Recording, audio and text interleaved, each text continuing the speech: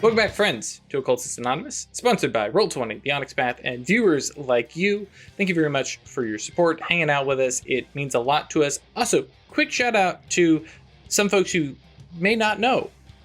We talk about joining us on Discord. That's not related in any way to Patreon. You can totally just show up to Discord and hang out. www.yeetinto.space. Come hang out, chill with us. There's only one itty bitty little thing that's secret for one group of patrons. Don't worry about it. You're really not missing anything. It is basically full of memes and what's everybody doing right now? Living. But a special shout out to our patrons who support us monetarily, and we greatly appreciate you. A particularly distinguished axolotl. No, that's not how you pronounce it. Ashotl. Yep. Adele, Al, Alexander, Awakenings for all banishers for some, Bernie, Buck, call a multi-person Pretoria relationship polyarmory. Yeah. That's a mouthful.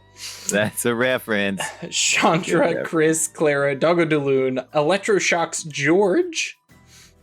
Also a reference. Oh Lord, what am I? Okay, fine. It's like you're not even paying attention to the Discord. That's good. Sometimes, yeah. Emil, Funzo Suvrali, head full of punches. That one I caught.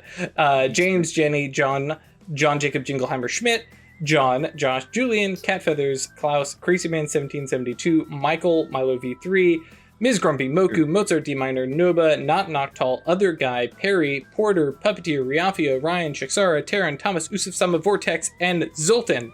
Thank you all for your support, even if I say your name very, very quickly at the end, because I'm kind of in the rhythm. Makes sense. Drew, you were going to sing somebody's name. I know, John Jacob Jingleheimer Schmidt, and John I can't... Jacob Jingleheimer Schmidt. Yeah. As I hit it, I was just like, and I'm going. Alrighty, cool. I appreciate you, because I hit it and I kept going, and I was like, how was I supposed to sing that? Oh well, moving on. It's happened. We're there. Good stuff. I'm so glad y'all have joined us. When we last left the Witch Coven, they had been confronted by dreams and nightmares of a semi-prophetic variety. It was visions of the future, but not necessarily prophetic. Visions of a future. Of a future, that's a good way to put it. Of possible futures for all of them. And as the journal prompted them, they kind of sat together and talked about them and confronted the idea of, actually, no, we don't take any of these to be a truth that will come about. We will fight against this. This is stuff we do not want, and we do not want for each other. And so there's a good little join together. We are going to watch for each other. We will support one another kind of stuff. It was a good time. Then Theodosia decided that she was going to go pick a fight with her Damon, which of course was like, yeah, I gotta go into my own Neros, which means I need a soul stone, which is an act of hubris. So Theodosia went into her own soul, down one wisdom, and rampant, which basically means I do everything with magic, but still managed to there was a little bit of a headbutting and conflict and things like that, but eventually a tenuous alliance was made, at least over a particular issue, and with that, Theodosia established her legacy, which, as we move forward, we will see more of and see how it works. But if you're paying attention and reading between the lines, you may already have an idea of what it is for and what it does. Oh, right. As everybody kind of exited their dreams, we did also notice a big storm. And, well, I don't know how much Isabel got excited, but Chris got excited. Isabel got excited. That's true, yeah. Isabel enjoys her storm. She's called Petrichor after all. And so into cover everybody else went and stood kind of at the edge of the now... the butte hole, and Come on. It was right there. It's fine. Yep.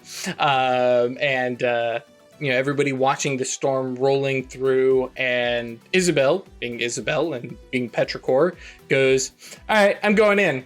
And this is a big whopper of a storm, big dark clouds, rolling thunder, lightning flashing in and through the clouds, and steps out into it. And that's where we pick up with Isabel stepping out into the rain and, yes. I was just going to say, Jules, I was going to offer Jules a lodestone spell if you wanted. Yes. Which is exactly, where we're picking up, because Jules is looking out there going, do I go out there? Because that's a hell of a storm, and it'll be soaking wet, and we have magic abilities to deal with that. And it's warm in here. I imagine a fire has been set up in the cavern just to provide a little bit of light and a little bit of warmth to otherwise solid stone. But Jules kind of stops at the edge and kind of settles and goes, no, and just kind of watches as Isabel disappears into the rain. And then there's a pause. And then Jules kind of tilts his head and says, does anybody see Isabel out there? Which we cut over to Chris. Chris, what you doing out there, buddy? I'm going to cast this little spell called Gravity Control. Yeah. Because this is a big storm, and big guys like that have big butts. So I'm gonna go find me a lightning spirit or something. Somebody new to meet. Mm-hmm. You're going to be all up in the guts of the storm. Let's maybe not phrase it like that. I mean, to be fair, you phrased it that way first. I was quoting an anime trope, thank you. All right, fair enough. Which is based in violence, not sex. And this is America, where violence is okay and sex is bad. Exactly. That's right. Oh, me. Yeah, I'm gonna roll a spell. Please do. Yeah, there's like one note from her flute, and then it just... Is it blue shift or red shift? As you're going away. With light? Red. With Blue sound? if Right. it's towards you, red if it's The low. Doppler. Yeah.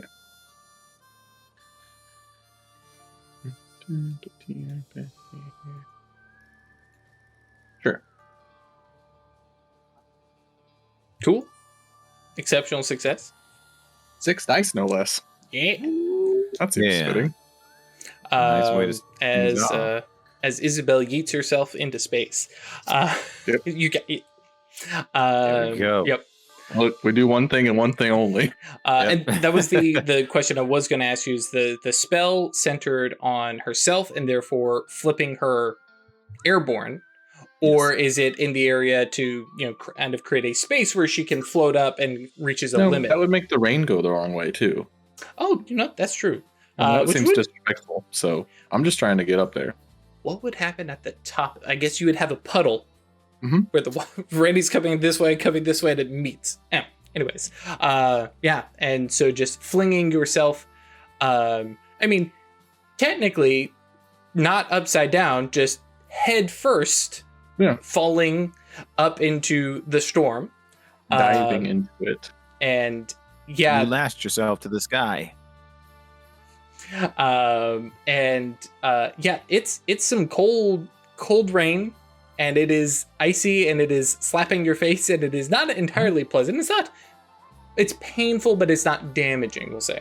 Oh right, I wrote notes about this because yes, somebody let me know what was going to happen so I could prep. I even have the butte hole comment in here. Anyways. Yeah. Yes. So Isabel's body streaks through the clouds, icy cold water stinging against her skin. And as you get higher, the body doesn't have any support, and there is a lot of wind, and you start to tumble and kind of twist and stuff like that. You can kind of feel the wind buoying you in some places. I mean, gravity is going one way, but you've got wind pushing down, pushing up, and you kind of find this space in the middle where you're just at the mercy of the storm. Ragdolling it. Yeah, absolutely ragdolling through. Then you can feel something kind of changing in the air. There's a little bit of a tingle. What's your peripheral mage sight again? I'm trying to remember. Like notes and stuff like that. Oh, yes. Yeah, it's not like that at all. Or it's not soft, easy, pleasant music. It's, Discordant. big crashes of, percussive instruments. And that's true. Yeah.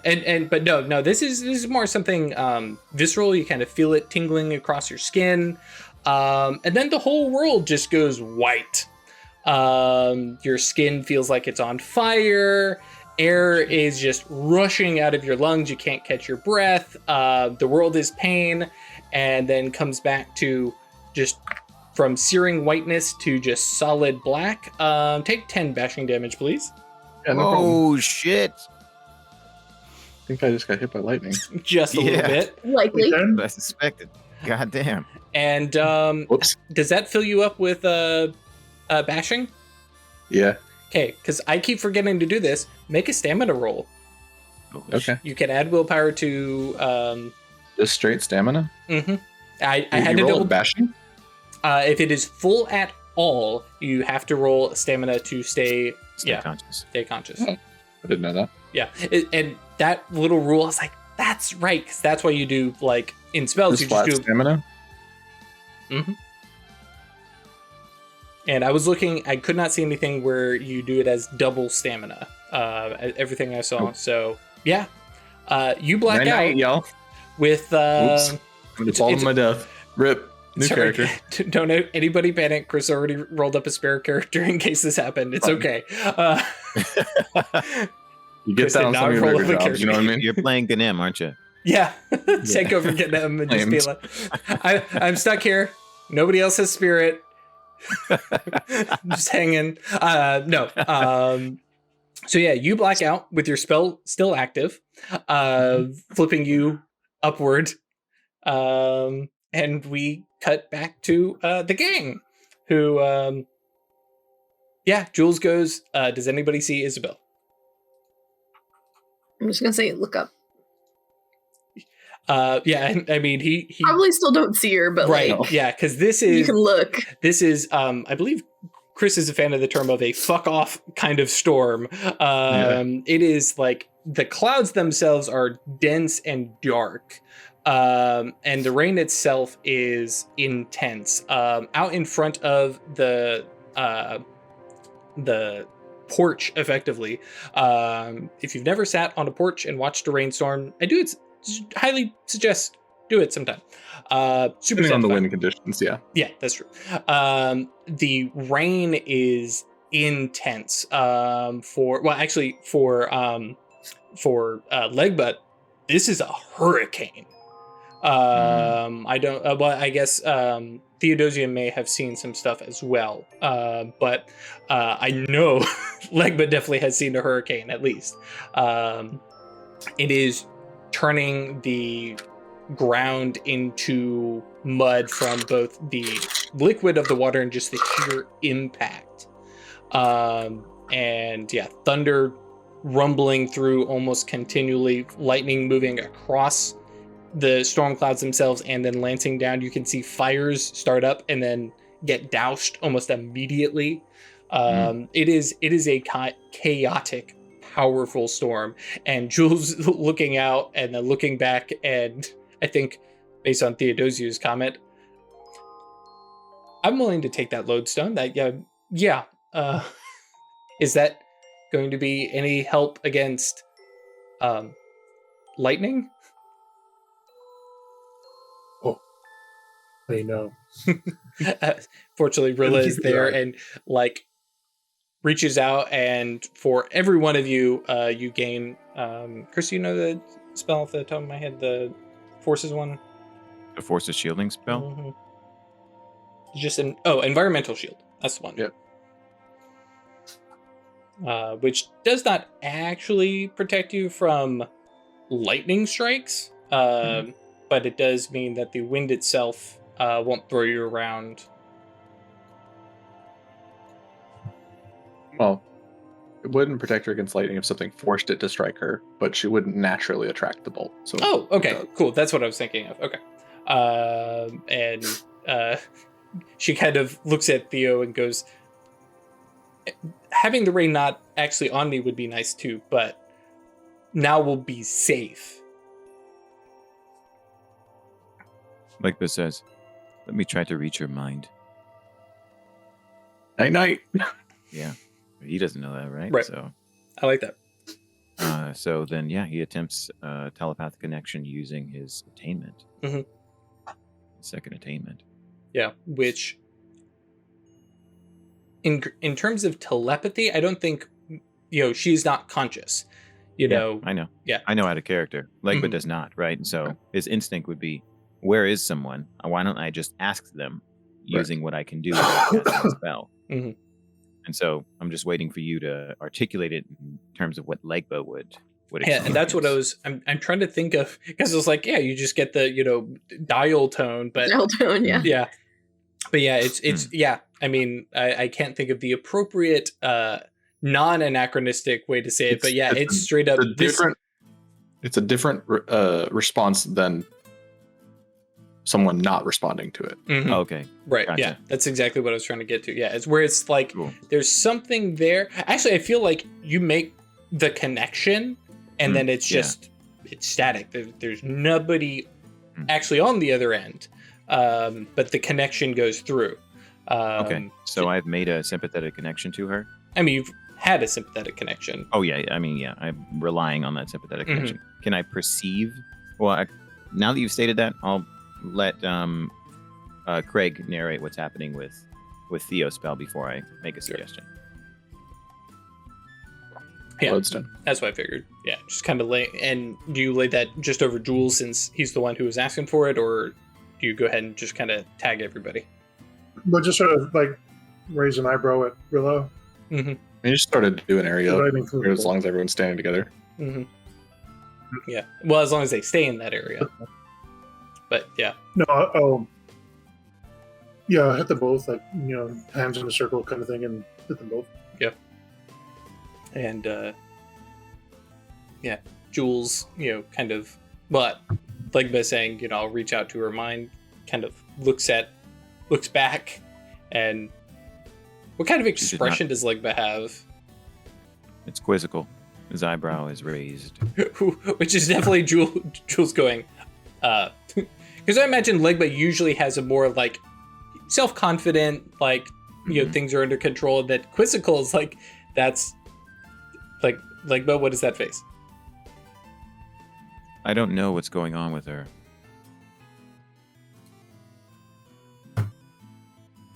Jules kind of slowly leans his head out, looking up into the clouds, squinting, and says,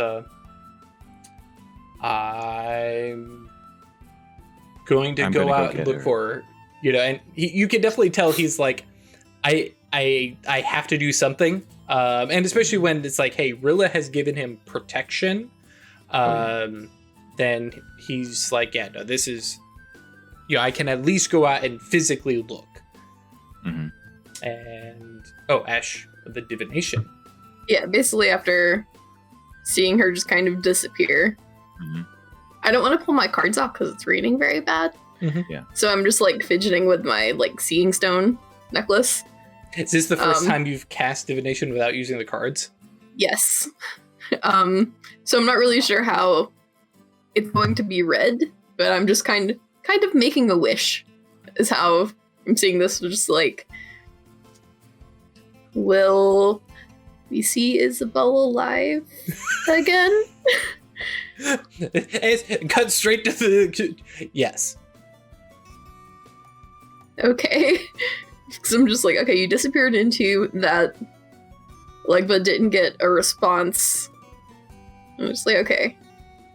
Less worried.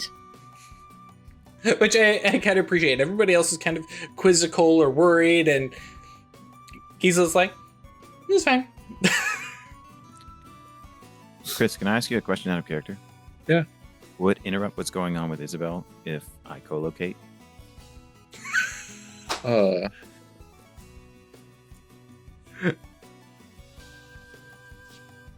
It could be an ambiguous yes or no. I think you're likely as likely to put yourself in danger as you are to help her. Okay, cool. Is that a fair way to answer it? Yes, that's perfect. Yeah. Yeah, then there's another Oh. approach he was going to take to investigate, which I think will be more interesting for the story. Mhm. But of course, his immediate, like, blunt thinking is, I don't know what's going on with her. Why don't I just get her right here and then we ask Right. her? Right. So, thank you for responding the way you did. Yeah, no worries. Curious how co-locate would work with a moving object. your It connection's wouldn't. too far. The subject would be in two places. That'd It's, be weird. it's one of the. I mean, hi, I'm the space guy. Yeah. That's definitely one of those ones that I've definitely thought about. What happens when and throw in multiple subjects? Well, It's why- especially why you because she's been falling for a while. So if you go to Yeah. grab her, she's gonna bring you with her. It's why you don't co-locate when you're falling off a cliff. Right. Because you Not still gonna have the stop. momentum. We of all getting get Momentum. portals. Exactly. Yes. Get back on the top. and Bring in your forces arcana on there and have that Yeah. not immediate stop, but the Yeah, control. you do something else. Could you in not all orient directions. the? Oh yeah, and Yeah, just co-locate you and can- just put two places in the same spot. Mhm. Mhm. Yeah. So with Space 4, I mean, there are other things you can do. Oh, yeah, that can for help sure. with that. But yeah, just It's thank you. fun. Cool. It's a fun. All sorts of ways to splat yourself. Yeah. Yes, exactly. How does your character die today? Exactly. So let's see. Drew, the Mhm. first of the spells that we talked about, Mhm. right? I think this is now the moment Mhm. when Legba wants to cast it. Yeah, I think it'd be appropriate especially as Jules walks out Mhm. and like the rain and stuff is sliding past him, but you can see he's still like moving past the rain and moving against it, right? Mhm. As opposed to what Legba has in mind. Yes. And yeah, just to kind of set the stage while you can go ahead and write it up or anything like that. But yeah, Right. Jules is kind of moving out and several times kind of covers his eyes a couple times before realizing that he can actually bring his hand down as the water is just sliding over his face, but without actually hitting his eyes. Oh, yeah. Definitely, kind of flinching a little bit, and starts to move forward out. And then for any of you who are remaining behind, see him disappear basically behind the curtain of rain.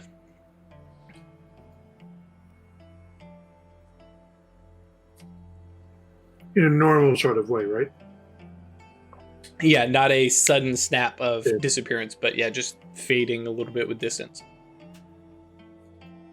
All right. So after Jules leaves, you all see Cloak. I guess we've all been kind of in our shadow names, but Cloak sits more solidly in Legba, in a moment of conscious engagement with his persona, and then you all hear him recite in high speech, as he has been doing pretty consistently for the past week. Every time he's casted a spell, he's been doing this. So he takes the time and does it, and casts to walk between. A little bit And overreach, spin. reduced down to chance die. Yeah. Click. Oh. There You we actually go. have to roll that stack of wisdom. Let's do it. Let's see what happens. 9 gets 0? No. All right. A little bit of the bashing damage, but that'll Yep. be gone in 15 Take a minutes. resistant bashing. Let me mark that down and then roll the dice. I can't remember who it was in Discord, but thank you for kicking me in the butt and saying, hey, is there a way so it all adds up together? There should be. And there is. And that is updated, by the way, on Patreon, which is available to everybody. There's a pinned, I think it's the only pinned post that we have, which is the Roll20 macros that we use. So if you're curious, you can find it there. 4 really successes. helpful. And not all mage specific That's true. Yeah, the actual like. for any Chronicles play, basically. Yeah. What's the imago? What's this spell look like? Both for the imago, but then for everybody watching. So, Legba thinks of things slightly differently than Cloak does. Cloak thinks of things entirely in terms of chains and shackling, and imprisoning, right? And Legba thinks of crossroads, opening ways, right? He thinks of liminality, and up until this point in Cloak's and Legba's joint growth as mages is leaned more on Cloak's thoughts and his perception of how space and mind works. And so the conversation about nightmares and the journey itself at this point is causing the balance to shift more towards Legba's perspective. So the imago is a perception of the spaces between raindrops, and that you always go over a threshold in order to get from one place to another. So there is a crossroads, there is a threshold between the two raindrops because there's a space between. You can navigate that space because they're two separate raindrops. There would be no space if they were the same raindrop. And so because of that, it doesn't matter how big the space is, you can proceed through it. Love it. And visually, as Yes. Legba walks out into the rain. He walks through the raindrops. As he encounters them, his space, the space he occupies, dynamically shifts such that he is constantly between all of the raindrops that are falling around him. And Which, like Legba I said, turns into Super That's Gumby. sort of like a Play-Doh sort of boy. Yep. Yeah. Oh, Yeah, boy. maybe like let's see. Or Probably would it Star- manifest as the raindrops take different paths? No, Oh, because he's he's definitely casting it doing on himself. himself. Around you. Yeah. He's That's casting it what on manifests. himself. Yeah, it is that he is now physically in between where the raindrops are falling. Yeah, so like his height will change, right? The dimensions of his body will change, accommodate, but to be constrained around the total amount of space that he takes up, which Yeah, is of course volume influenced by the keeps raindrops. the same volume. Yeah. Yes, exactly. A He Gumby. becomes a cat, in other A words. Gumby. And so the thing that's probably most eerie is that it's happening nearly instantaneously, whereas Right. Gumby, it seems kind of flexible, right? Yeah, and you're just It's- like sort of these quick shifts. slithering. Exactly. Yeah, that's right. Do Incredibly not slowly. lie. That's not good. Yeah, it's the kind of like really unsettling magic that he's not thinking about how everybody else would perceive it. Yeah. Right, If he's it just got was his there, eyes it'd be a forward and real just like, problem. whatever. Yeah. I don't know what's going on. Yeah. No, yeah. And when Gisela sees that, it is just going to be kind of like a, well, okay. I mean, It doesn't look healthy. that tracks. He's fine. I don't like it. Mage in a nutshell. I mean, he's okay, but I mean, he's Did you fine, have but- to do that? Yeah. Could just taken a lodestone. There's all kinds of ways to get around Right. the storm. That said, I do need to ask you to make Yeah. a active hubris roll. Yeah, makes sense to me.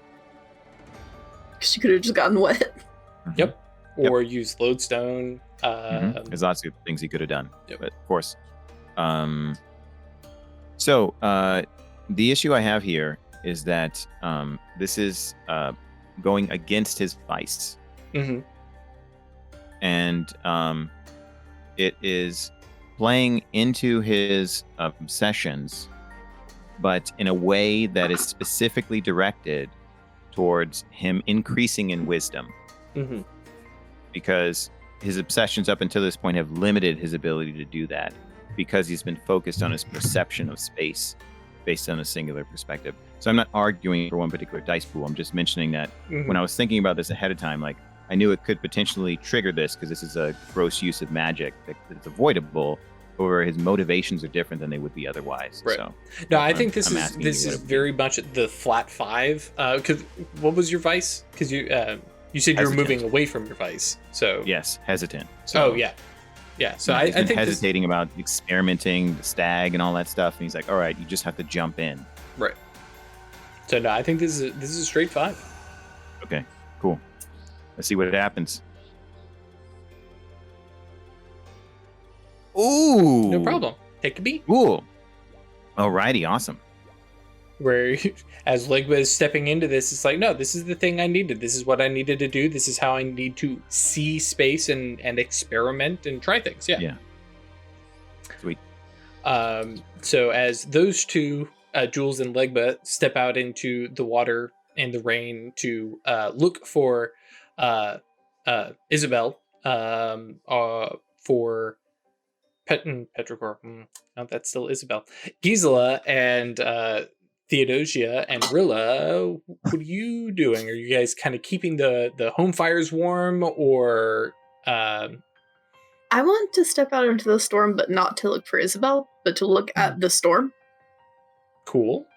And I didn't take the lodestone, but whatever, you can get wet, it's fine. One of us. Yeah, basically, like, I had it set as my aspiration, like, try to get a better understanding of forces, because this isn't my thing, but here it is, and I want to. Right, if you got the opportunity, right? Yeah, I like that. Cool. I'm not worried about you. Forces is to be in the middle of a lightning strike. Yeah. Sorry, she's got fate. It's just not going to happen. Look at the storm with fate. Ooh, that's cool. I was going to basically use like the mage sites I have at my disposal and try to observe this through those. Sure. And also to try to see if I could get, again, a picture of the one that sent it or made it. Sure. Okay. This is going to be actually, I think it may surprise Giza. This is a opacity 4. Ooh. For fate? For anything. For anything? Okay. So yeah, roll your fate. Again, it doesn't affect your dice roll. That's just what we're looking at in terms of opacity. Before you roll, because I gotta be better about this, are you spending any mana on this particular investigation, this particular roll? It being a higher opacity does mean you're not going to get another chance at this. So whatever you can get out of it now, unless you go following this storm, this is all you're going to get. Yeah, I'll get 3. I mean, I've only spent 2, so. Mm-hmm. So 3 additional successes if we get any at all. And willpower. Okay. To do all of it would be 4, 3. That's. Or I get 7. So down 4, 3. It's at 2, but 2 levels. Yeah, 2 levels. Hell yeah. Yeah, big clearing. And because there's stuff going on there, we're gonna pin that there. What about Theo? Just kind of look at Rilla. Isn't this kind of your thing too? If you look over to Rilla, you see she has not stepped out into the storm the way. Yes, thank you, Chris. While she has not stepped out into the storm to observe it from the inside, the mage side is on, and you can see she's. I believe the term is auto writing, where her hands seem to just be sketching and noting stuff. If you happen to look at the pad, it doesn't look like writing, but more of kind of this almost diagram, not at all like supernal runes or anything like that. Okay. Just, some shapes and lines that do not appear to be a language, and she's just sketching away. But yeah. That's very cool.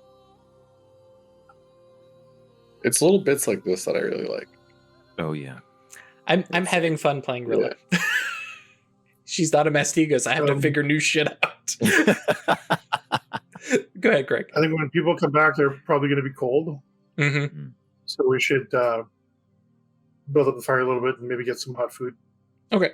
And so Theo's like, well, kids are going to play out in the storm. All right, I'm going to go make food and make the place cozy and homey. And I'm going to grab hold of the narrative slightly there and like add some additional fires near the front to like, this is where we are, guys, kind of thing. Keep in mind, as you're doing that I'm still rampant, right? Oh, yes.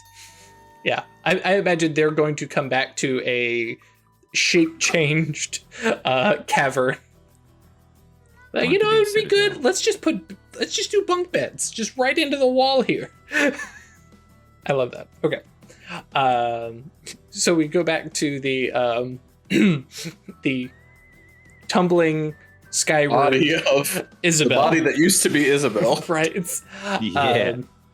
And Isabel, I imagine somewhere in the darkness of your mind being clouded and unconscious, you get that tingle of the telepathy that's reaching out to you, and just not a trapped sensation, just a nope, can't be bothered. That doesn't seem important right now. Yeah, world is pain. And eventually, you start the darkness of unconscious starts to, you get the light through your eyelids, kind of stuff, and it is bright on the other side of your eyes. And as they kind of flicker open, you find yourself, how to describe this? You're inverted over a MiG.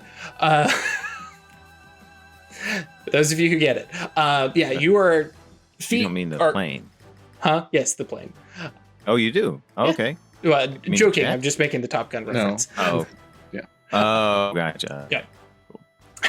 Though that would be a hell of a twist. Right? What the And hell? so there's Welcome a to the MiG. 1980s. Right. That's a big anachronism. I mean, revolvers, that's one. And yeah, your feet are up trying to travel farther into the air, of which you are no longer in the storm. But as your eyes kind of blink, you can see bright sunlight. And from your angle looking up, but with gravity looking down, you can see, there's a hand that has grasped hold of the front of your dress, and is, kind of bent at an angle, very like holding you.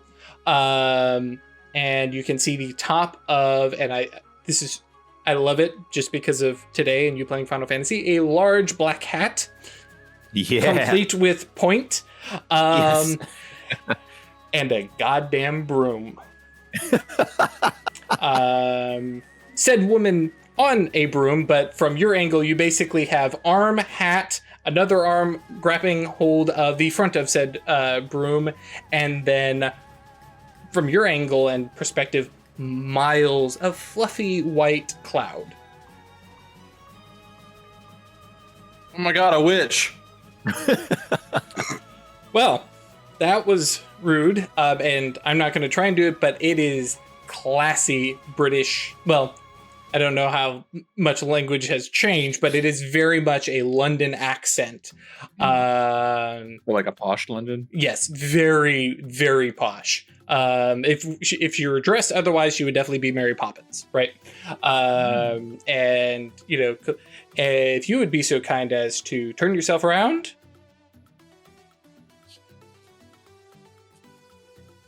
Down, darling. Oh, all right. You got me? I do. Shall I let go of the spell? Right. And your weight reverses, and now you are kind of clutched up a little bit. Sure. But she's got you.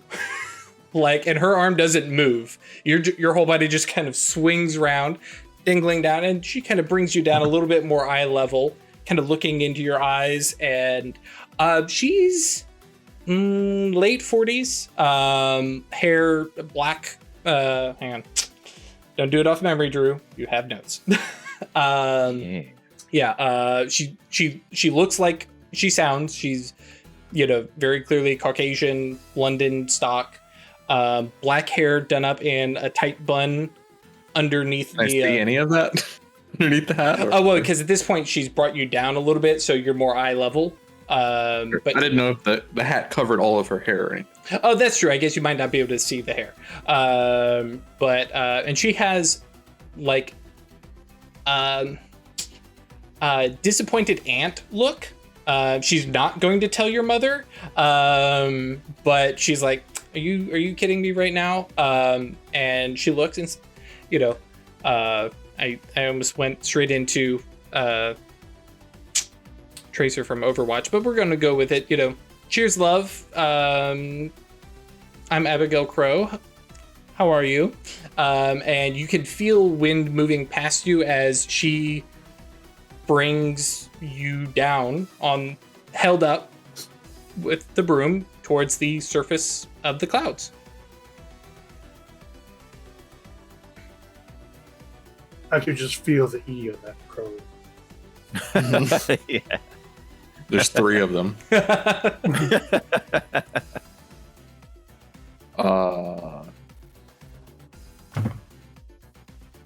Good morning.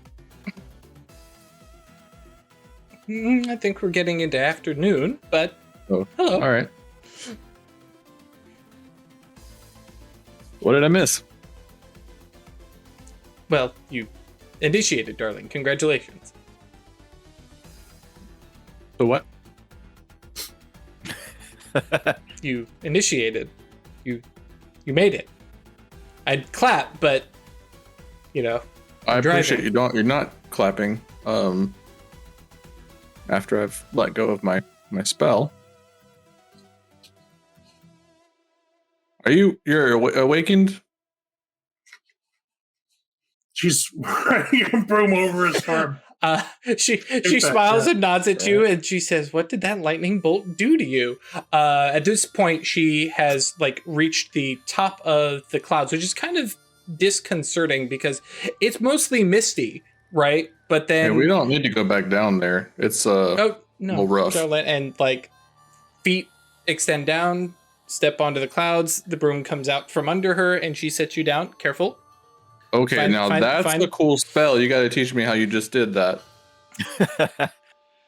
Oh boy, do you have any idea where you are? Mexico? And it is 100% the God give me patience expression. She goes, maybe down there. Up here, though. The atmosphere. Where is your mentor? Never had much use of one. Daemonomicon? I don't deal with daemons. I'm a Theodosia.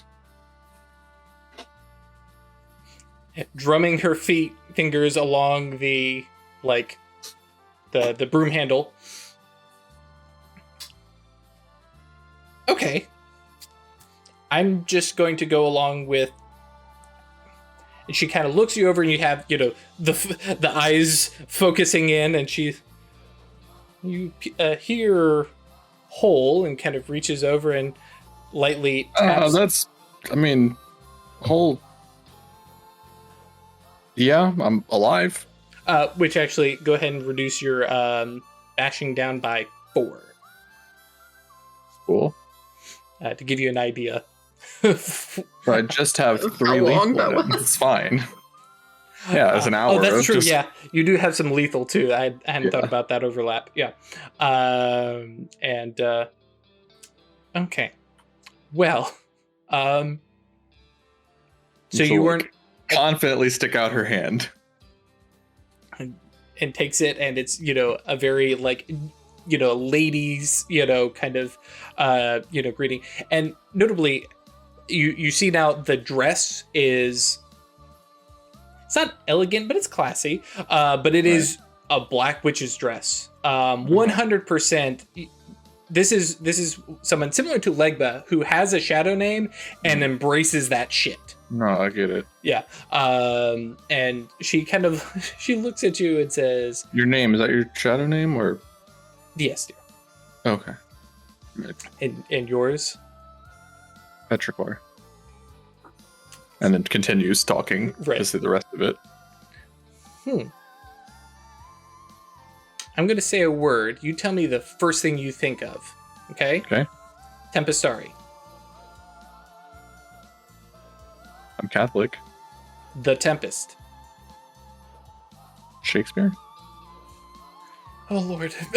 and she just starts walking, and like Hangs all there's a excited. come hither finger over her shoulder as she's walking through the clouds. And Isabel's like, "Am I gonna need these?" oh Lord, no. Okay. Still like checks to make sure Right, the everything's bullets are there. all And she's here. like, yeah, exactly. Yeah. Because I imagine she went out without like a bag or No. yeah, she just went out to enjoy the storm. And had no idea. She's got like a little like she's essentially like not invented because I'm sure these things existed, but like a bag on like the back of her waist Mhm. that she can fit guns and like extra ammunition and stuff into, Yeah. where she can reach behind herself real quick, where it doesn't like mess up her whole image of her outfit and everything like that. Right. But it's Except like for a when she reverse- wants to like a put the reverse gun fanny belt pack, on. right? And yeah, so she walks, and you can look and see as she looks down, and she's talking to something. Just kind of out. You can't quite tell because you turning on mage sight and stuff like that. I think at this point Isabel's like trying to get her bearings enough, right? Where she's like, okay, wizard things, eyes, go. You see just kind of moving about a lot of the motes in like rank 1 spirits you would expect. There's some wind, there's some cold, rain. You can sense that somewhere down there beneath your kind of spongy feet, your feet are normal, the ground is spongy, is something big. You had that That's what I was trying to meet. yeah. You have this kind of gravity sensation, actually similar to when you went crossover into the shadow. Yeah, that kind of oomph to it. Right. But looking at what she's talking to, oh, nope, not a spirit. Little black cat moving through the mists around her feet. Oh yeah, no. What? If she's gonna do a witch, she's full on. But yeah, she her pace is a little bit slow, expecting you to catch up. I don't mean this as a impertinence, but got a very specific presentation you're going for, huh? I do, and you immediately know what I'm about, don't you? Yeah. That is the goal. As long as you're not putting little kids in the oven, I think we'll be fine.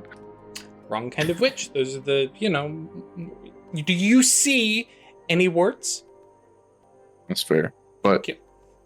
you might have life magic. I don't know.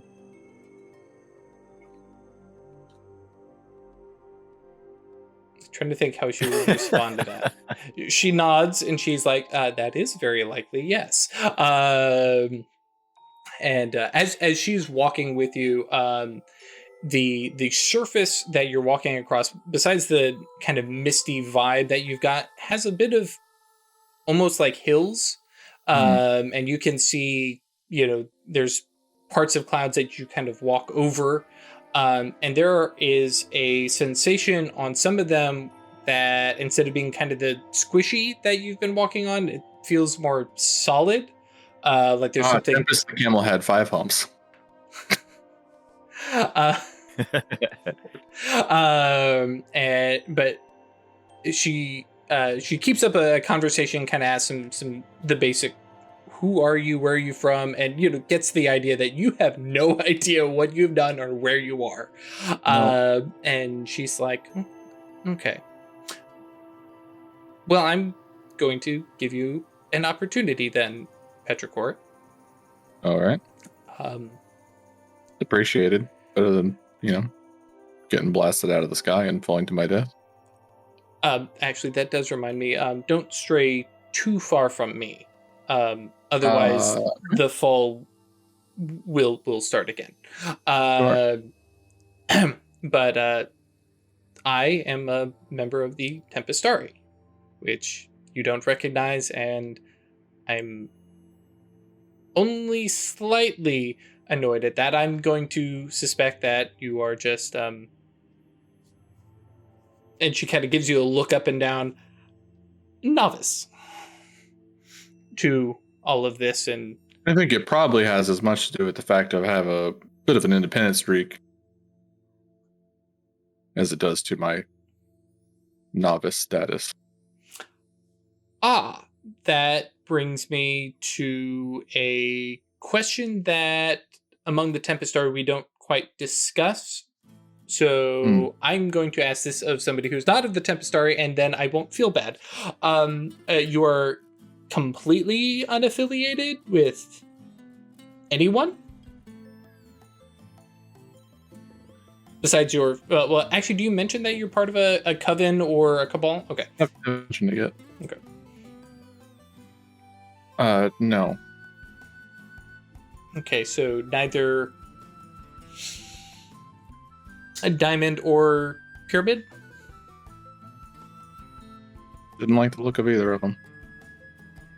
Okay. It is an understood truth that there are some of us who are affiliated one way or another, or others.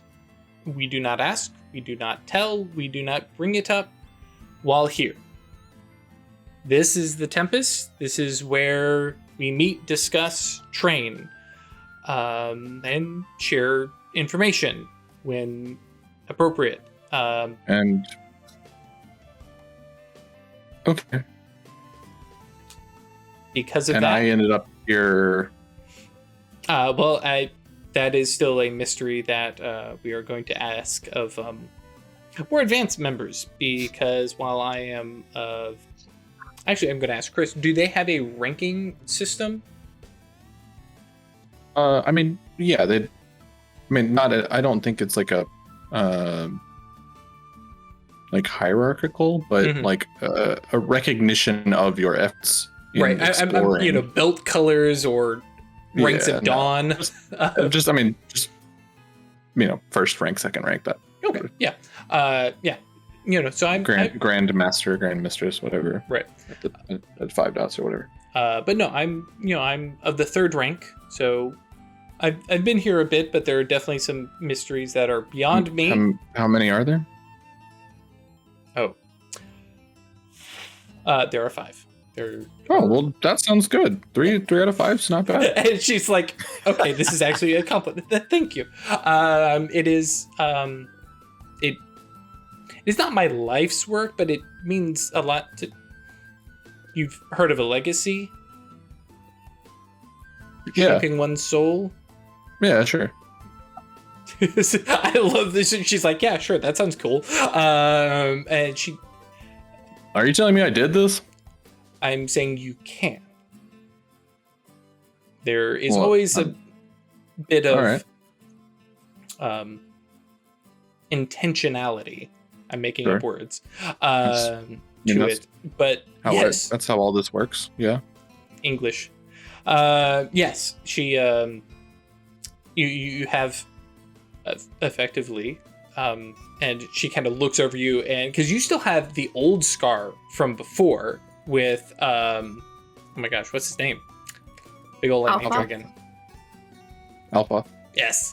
So you have that scar, which probably isn't easily seen, but then also this, and she says you have passed the trial, and the willingness to put yourself in the hands of the storm, and come out alive. And I don't know if you're different now or not, but you seem well enough. I was pretty different before. Yes. And she is riding between exasperation and like, oh, she's so new, I want to pinch her cheeks with you. No, I'm very interested. I mean, this has been since I came to understand even a fraction of what was happening to me, what I had achieved, and this is something that has drawn me. The interaction of the natural world. There's another pause of walking and leaning.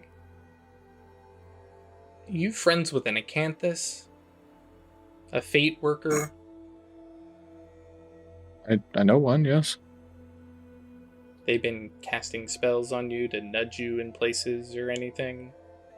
Not that I know of. Okay, you may want to talk with them. But she continues walking forward and brings you to what feels like more or less the center of the big expanse that you have seen. In the center of it, you can see where the clouds dip down, not into like a bowl, but more of a pool, and just kind of curl down and disappear. As you get closer, you can see down into the dark heart of the storm. It definitely looks like this would be the place where stuff happens for the Tempestari. You can see vague structures made of cloud, but none of them are very distinct. But of note, there are two other people. For the most part, everything else has been pretty devoid, but you see two people talking with each other.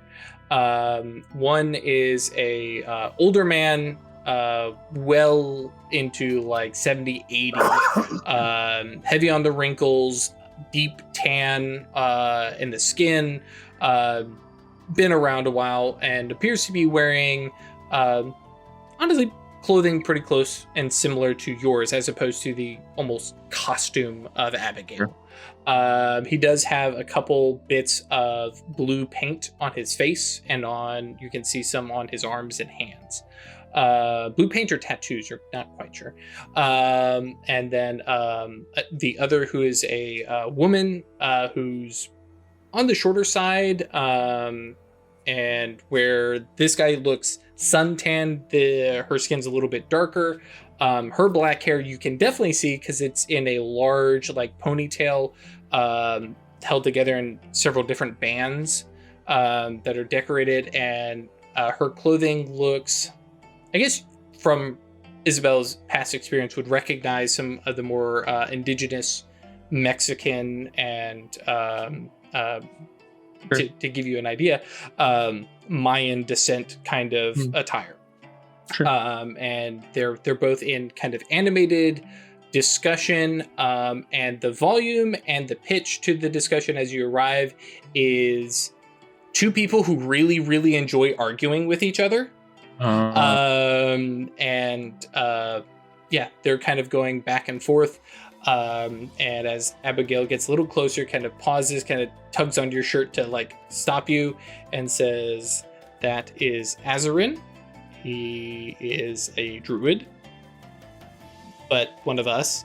And that is," and I'm going to butcher it, Mishkotl. And she's also one of us, and is there's a couple different terms for her. In English, she is a shaman. But they are, well, two of our elders. And at this point, while I would be happy to take you on, it will be their decisions whether to accept your initiation or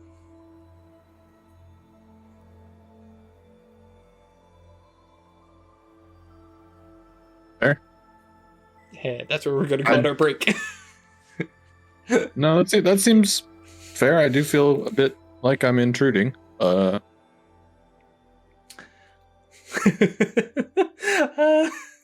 didn't have chat open at all, so I missed all that.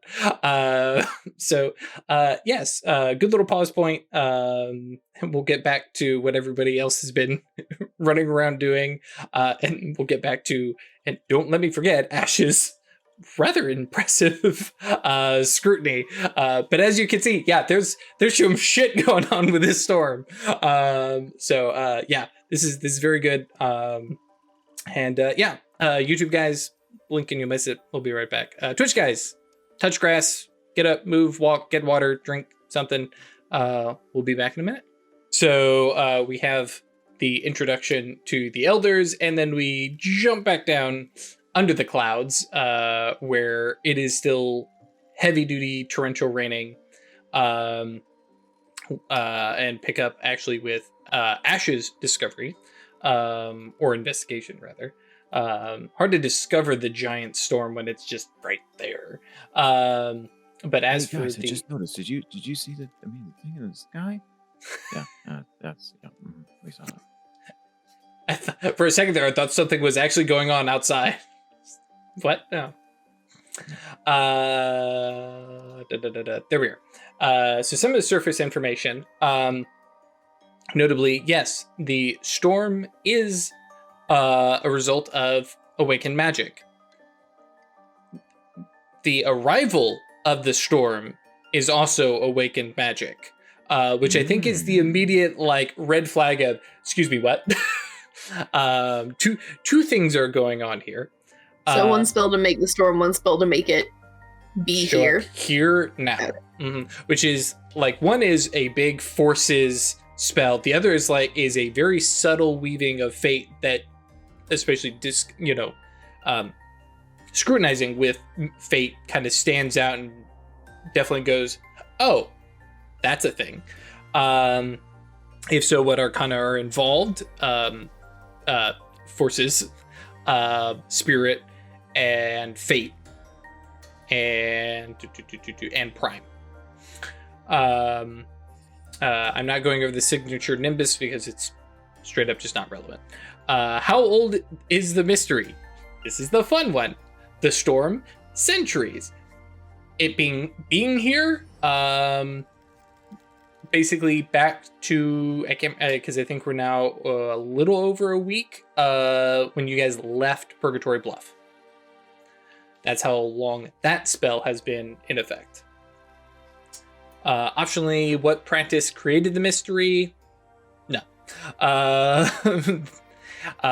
It is definitely for Gisela. Like, hang on. There's more to this storm than, oh, it's a big damn storm.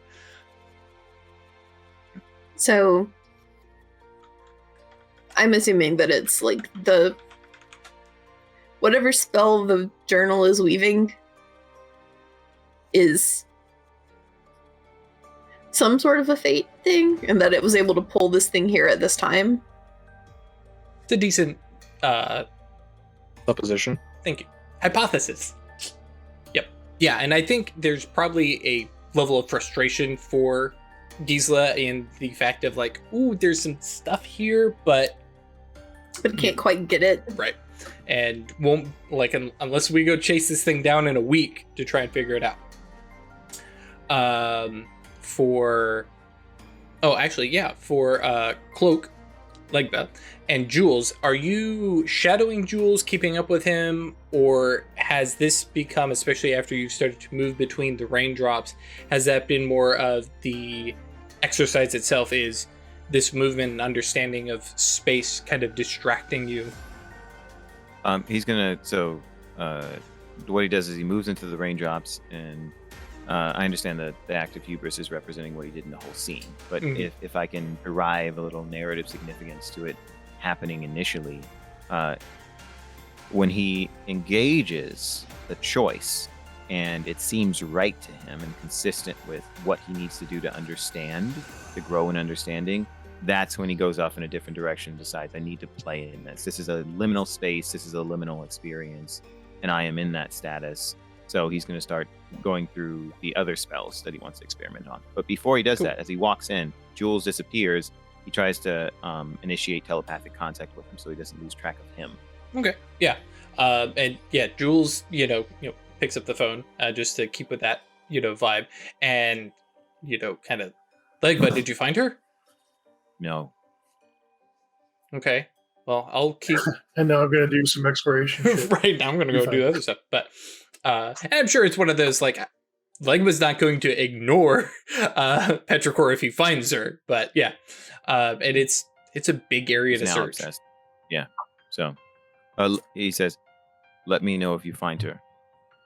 Soon I will look for her through other means. Okay. Yeah, I'll keep looking. I think he just, kind of trails off and says, I'm trying to think of how he would phrase this. Yeah, I think this is the least I can do, is to be out here in the storm when she is too, looking for her. Y'all gonna hate it when I kill him. No. Just gotta buy True Friend before then. Yeah. That's right. Well, and It's only 1 XP. It's Or not a is lot. it just 3? yeah, it's a little bit more. But that's when Chris betrays you all and gives me permission to kill him. Mm-hmm. Thank you. What if we buy True Friend too? Yeah, we all have to buy True Friends. It's when Our Isabel wants friends. to Our grow in martial friends. art, Mm-hmm. and so gives up True Friend.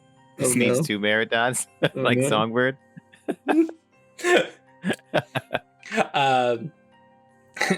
New merit, absolute bean, the truest friend. Thank you, chat. Also, DMs, if you ever want to cause stress for your party. Anyways, because I don't have to kill it. We can have a whole Red Hood situation. Right. Anyways, to a ghost, make him more familiar. Let's see. I'm trying to go through. Yeah, so Legba's doing that, and because I don't feel it necessary to roll for them. Do you want to describe yeah. like probably the next one down in Legba's list of experimenting and trying things? Yeah, absolutely. We'll go through as many as you like in explicit detail for the sake of the rest of the members of the group, and then the audience. But we don't have to go through them in any particular detail. Yeah, I'm just thinking within like. There's going to be some time where he's studying and moving through raindrops and then goes, okay, I've kind of got this. Let me try the next thing on the list. Yeah, exactly. Cool. So the next thing he does is... did I not paste my list? All right, great, cool. Yeah. He then decides that he needs to explore depth in a space, right? If he can fit into a narrow space between raindrops, maybe he can make a small space contain what would ordinarily be contained in a large space. And so he finds a puddle. He walks until he finds a puddle and then tries to increase its depth such that that puddle can contain, 100 gallons of water, the equivalent, and drops a rock inside and sees if he can see it. Yeah. And because in my head, I imagine... Very like Wile E. Coyote kind of thing. Yes. Yeah, exactly. A puddle of holding. Mm-hmm. 100%, yes. Puddle of holding. Bingo. Because it in my head, this, casting the spell and watching, and the rain that was kind of hitting on, the surface, and now it's kind of seeming to drain deeper and deeper, and the water keeps pouring in, and it Cool. just keeps going down. Not quite to the point of like, oh, it's become a little bit of a whirlpool, but it just seems to just take in a little bit more water. The rock gets dropped and splunk and just sinks out of sight. It's like, hang on. Where did it go? Okay, cool. I like that. Fantastic. And then I can describe the third now, or you can wait till later. I figure because we'll use it as handy little vignettes to break out the Isabel shenanigans. Perfect. Cool, we're good there. And Theodosia, you do have a little bit because you posted it in Discord, and I think we're just going to leave it there until the end. But yeah, Rilla kind of comes out from her inspection similar to how Gisela had, and has garnered some understanding, and kind of turns around and then is startled and is kind of looking around and looks at you, Baba Sarah. I'm just sort of putting the finishing touches on a dining room table. Right. Baba Sarah, I don't think this is entirely appropriate. Well, we're going to be here for a bit. Be comfortable. We're going to be here for until the storm passes. That can't be more than a day. Like I said, we're going to be here for a while. Might as well be comfortable.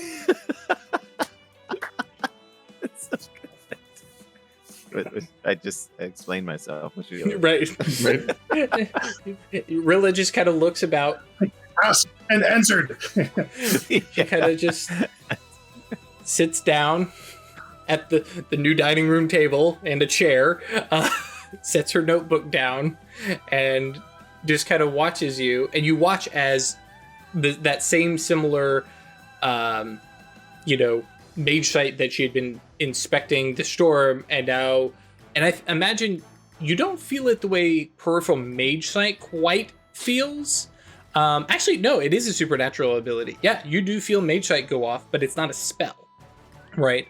As you start getting scrutinized, and you kind of feel the tingle of Rilla moving mana like through your pattern and trying to figure out what's going on with Theo right now. It doesn't seem intrusive, just inquisitive, At the end of the Composure 5, we just say, it's usually polite to ask. And she kind of, Doesn't jolts just continue back. doing what she's doing. Right. She kind of jolts back and goes, yeah, I remember about a year ago, there was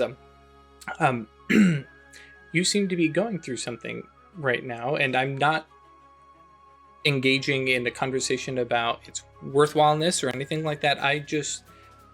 Do you mind if I inspect you while you go through this? Sure. Seems fair. I have inspected you in some crazy times. Thank you. And yeah. True. Yep. So we cut back to atop the clouds, technically about 30 minutes from now. And no, the cloud is capable of time dilation. No, I'm not messing with that. Yeah. Chris Hell says yeah. veto. No. Yeah. But yes, so we cut to Mishkotel and Azarin, who, as Abigail kind of brings you forward and, kind of does the ahem kind of move, and they both kind of whirl and, like, again, loud arguing, but they're both, like, some grins and smile to their face, and both of them, like, narrow eyes down on you, and Azarin the gentleman, in English, but a real Celt accent, yeah, and looks you up and down and says, "I don't know you." No. Kind of looks over at Mishkotel, and who's looking at him and shaking her head, and she says, "I don't know her either." New. You can see, like, Abigail has, like, walked forward, interrupted them, and then, like, taken this step back. You're like your own Yeah. accidental newbie. Right. Like that. I see. And yeah, Abigail does. I found her way up there, unconscious. And they both kind of look you up and down, and you definitely get the life sight, like, looking you over and see. Yes, smell the ozone on you still. Actually, I guess some of your clothes may be burned. Yeah. Yeah. I actually, if anyone wants to draw fan art, I was picturing that the lightning strike basically hit the same place twice. Oh, cool. Yeah. And so, like, the whole front of her dress is, like, blown away. And so she's just, like, kind of casually there, titty out weather witch, like, with, like, probably some like, residual, like, mana coursing through the scars and stuff like that. Oh yeah. And yeah, the two of them both basically saying they're not, one of theirs, and with Abigail's explanation, I, kind of look, and it's 100% school kids about to, like, dibs on the soccer ball, like the good one at recess. But Azarin kind of... Pardon my intrusion. I was trying to investigate the storm and did not. Well, I see that there was a lot more to investigate than I imagined with this particular storm. And as Miss Crow has stated, she rescued me from a rather interesting death, probably. The both of them like grin and go, "Oh shit, no, she's one of ours." And they nod, and Azarin kind of makes a motion to please, and Mishkotal just straight up cuts him off and says, "Sit, dear," and like you feel a shift, but yeah, there is it's an armchair, like plush armchair made of cloud, and she kind of motions for you, and Azarin kind of like, and without, because I'm not going to continue doing this, but they're constantly cutting back and forth, and Mishkotal kind of steps forward and kind of looks you up and down, and says, "So you didn't know what storm this was, and yet flew into it recklessly?" I have become part of the court of thunder around my home, and I thought this an opportunity to discover members of perhaps a different court. A good endeavor, and you had no way to defend yourself from lightning?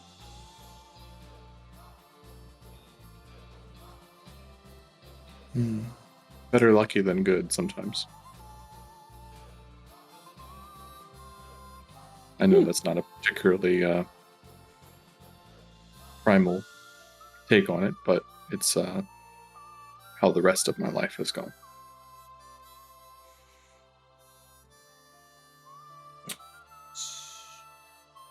And there's a like half-heard conversation between the two of them, which comes down to, I mean, technically she did. Well, yeah, but she doesn't have a mentor.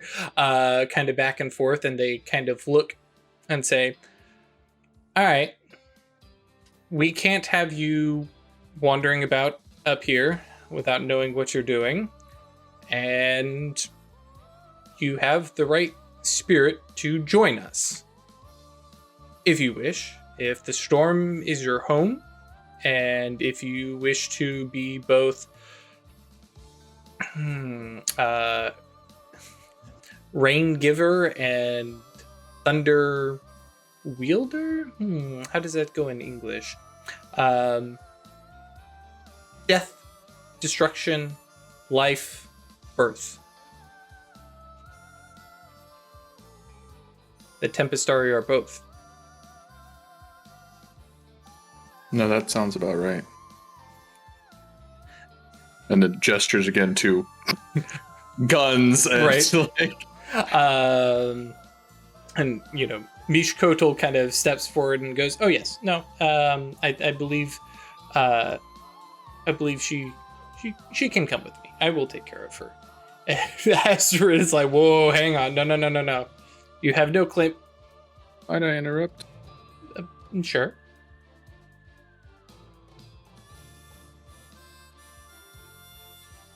While I am fascinated with the concept of this order, I'd like to know more of what do before I commit body and soul. You are the conduit between your people and the storm. Bring them rain for their crops, punish their misdeeds with lightning, and guide the unruly spirits that live among your people. There are those that should be cultivated and grown and fed rain, and then there are those that need a lightning bolt up the ass. It's surprisingly effective. I can imagine. Just was bad enough.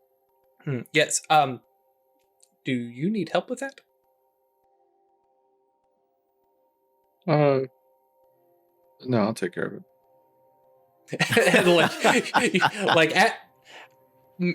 You like Mish Kodal is like leaning into like, yep, nope, self-sufficient woman doesn't need anybody. She's like, yeah, this is my kind of person. And you can see Azarim is like trying to get his, get in the way and says, okay, well, listen, if you want to, I think Azarim just straight up says, if your intention is to care for people, then the Tempestari are right. Mishkoto says, protect and guide people. There is a responsibility. Around, just like, oh yeah, hey, I do, already. Oh yeah, the badge. That's true. Yeah. Oh, actually, now that I think about it, you are now next to the center and pit, which, looking down, you have the white fluffy clouds up here, turn to gray, turn to dark, and down in there, especially because I imagine turning mage sight on kind of reflexively, right? Is this? It is not a lightning spirit like Alpha. This is raw storm, roiling black mass of just unrelenting energy. It's more than the lightning. It's the motion. It's the rain. It's the life giving aspect as well as the destruction. And it is a big honking spirit that's just kind of cruising in the middle. Tempest? The original. Important.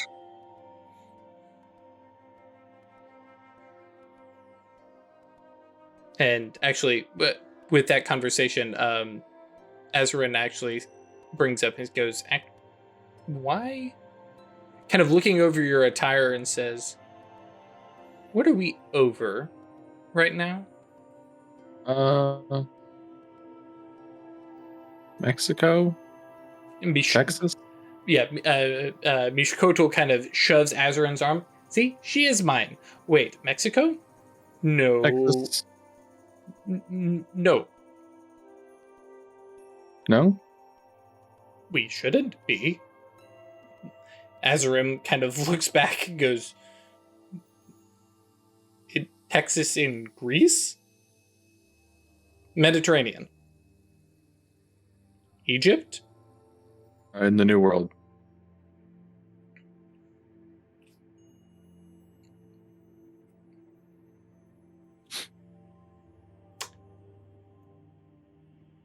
I thought you were driving.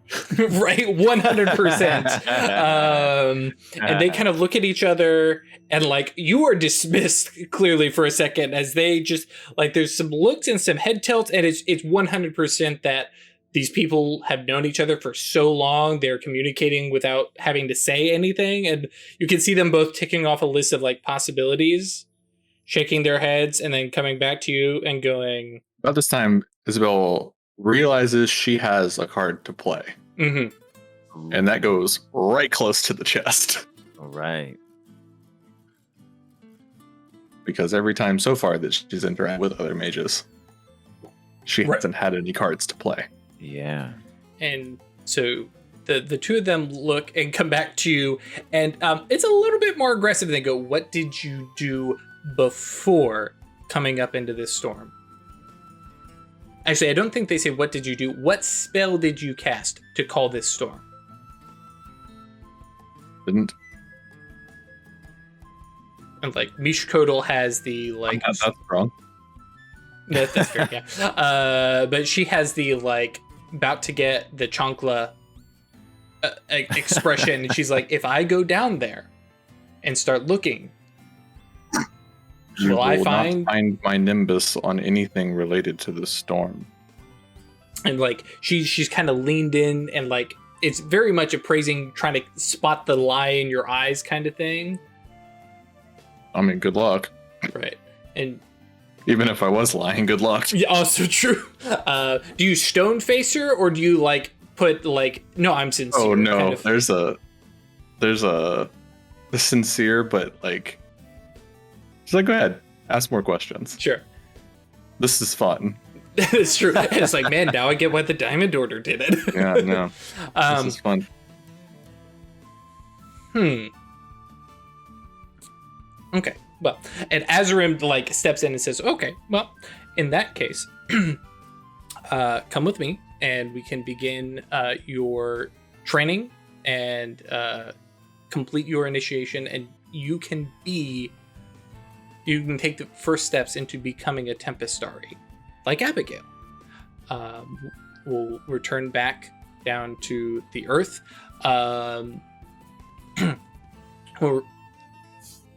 We'll return back down to the earth and find what brought the Tempest to Texas. Together.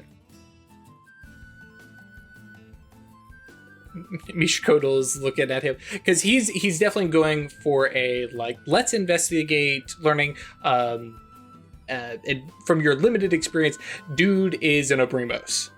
Yeah. Mm-hmm. And Mishkodal is like, I mean, we can do that together and actually have fun. Does not the storm have its own will? It can be nudged by, and kind of they look at each other and nod, by the masters of the Tempestari.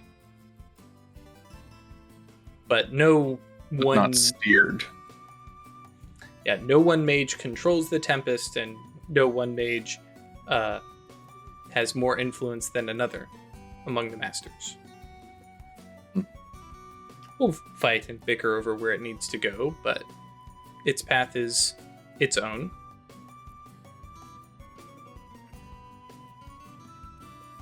Can I clarify description from earlier? Mm-hmm. Looking down into the bowl.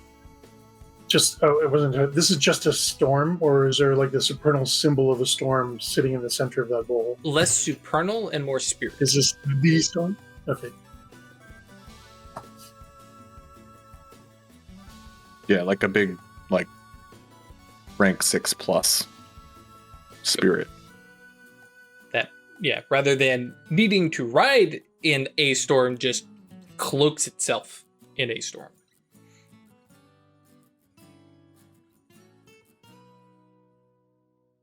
Like, looks back over her shoulder at Abigail.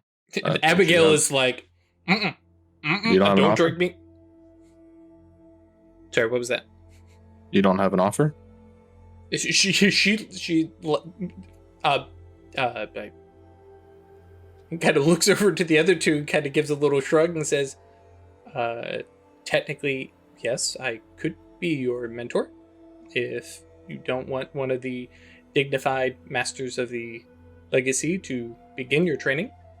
And like the daggers that Abigail gets, and she gives a little shrug. She's like, I mean, technically, I've passed the... With all due respect, she's the one that saves my life, so she's got the sort of advantage in that category so far. The two masters kind of look amongst each other, and they're like, shit, bribe. What do we bribe? And Azarim, speaks up first and says, well, that is fair. And Abigail is a talented witch, but she's still new in her journeys, similar to you. Need somebody with far more experience than Abigail, and somebody who has, I think he emphasizes, decades of knowledge and he doesn't say power. What would be a different term of Skill. Skill is a good one. For lack of me coming up with a better term, I got a lot of things that I can gift you, borrow, and let you borrow. Gnosis. Yeah. Gnosis and also imbued items. Yeah. Yep. Mm. And Mishkotel kind of like grins, kind of rolls her eyes a little bit and says, all Tempestari are powerful and skilled, but only one of your path can truly understand where you're coming from. And if you're interested in joining with courts and knowing them and becoming part of them and maybe one day leading them, then you want somebody who understands more than just storms and lightning.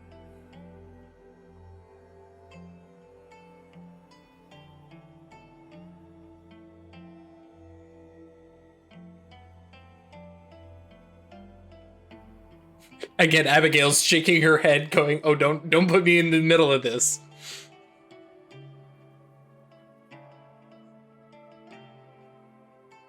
Should like to know more about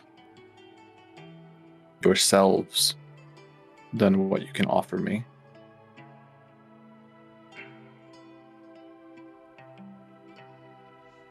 Who you are is more important than what I can get from you. I will get what I want regardless. Kind of puts them both their backs up a little bit.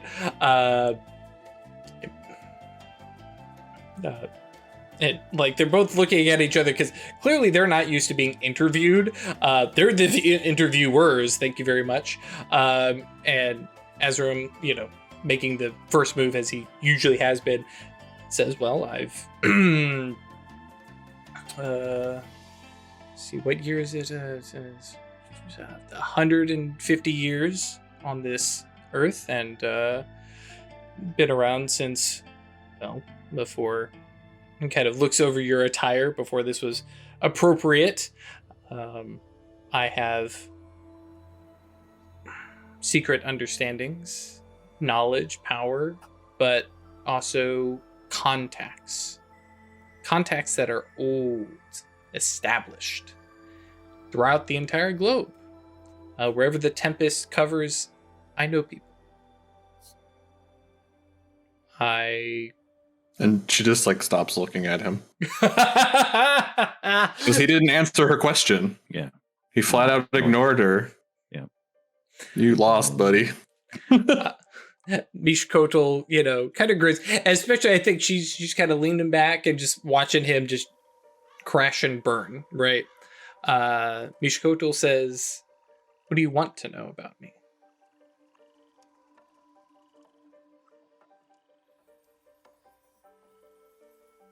What do you do besides this? Argue. And kind of grinning. What is your place in the world? I shelter and care for a few cities throughout Mexico. I have my eye over Mexico City itself. I have been protecting and guarding the villagers affected by this war. And do you guard from amongst them or from above them? Oh. Mishkotel is just my shadow name. I live among them. They know me. Many of them come to me with their sick, with their problems, and I nudge them to health, guide them. For many of them, I have seen them born and grow old, have children of their own. And she's definitely up there in age as well. But no, I can't do that from up here.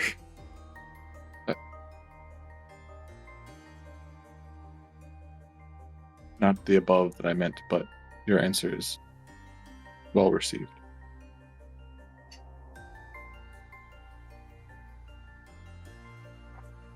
And Chris knows a little bit of what's going on here, and I don't know how much Chris hates it or not. I can't read the expression.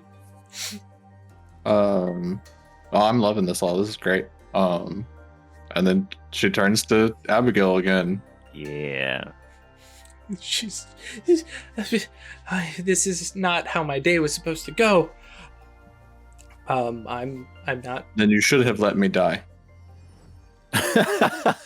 And she kind of like the stammering and unsureness, it like slips and just goes away. And she looks. She's like, I've definitely considered it. I'm not particularly settled anywhere. I don't know many people. I travel. Try to not draw too much attention to myself. As she stands there in full witch regalia. But I do what I can where I can, and I try to alleviate suffering where I see it, and I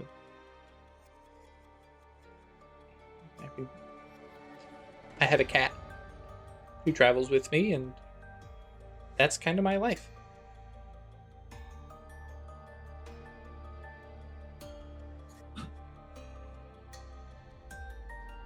And where were you before?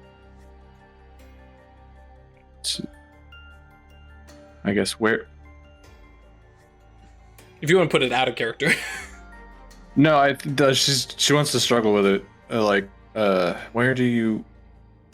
Where were you all?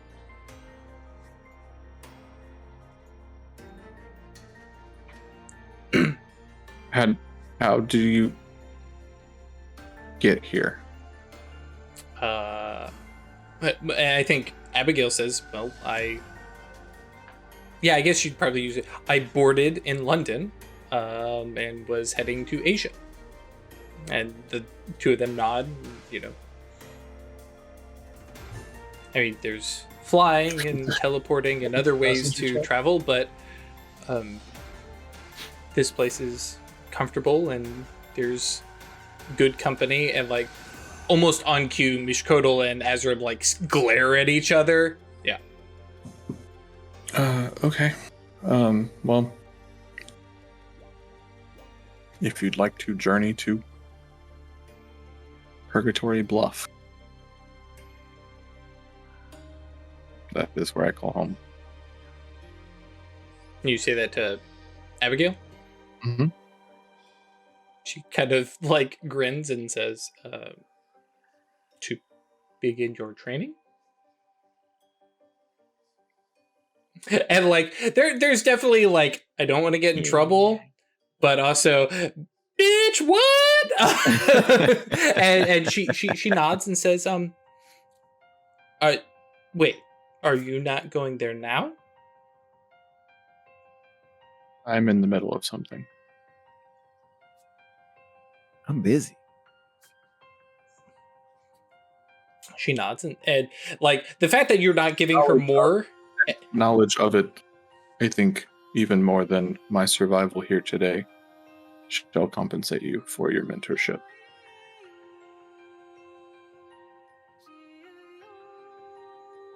I will go to Purgatory Bluff, and like she's trying the name in her, she's like, that's not going to be a big city. She's like, I've never heard of this place. I will seek out Purgatory Bluff, and she kind of looks down through the clouds and kind of curious where the hell that's going to be. And I will like gets her direction. She's like, about that way. Yeah. A little ways. I will okay. Yes. And like reaches her hand out similar to how you had before. And she says, my first mentee. She kind of like psychs herself up for it. But she's grinning. She's like, okay, yeah, we can do this.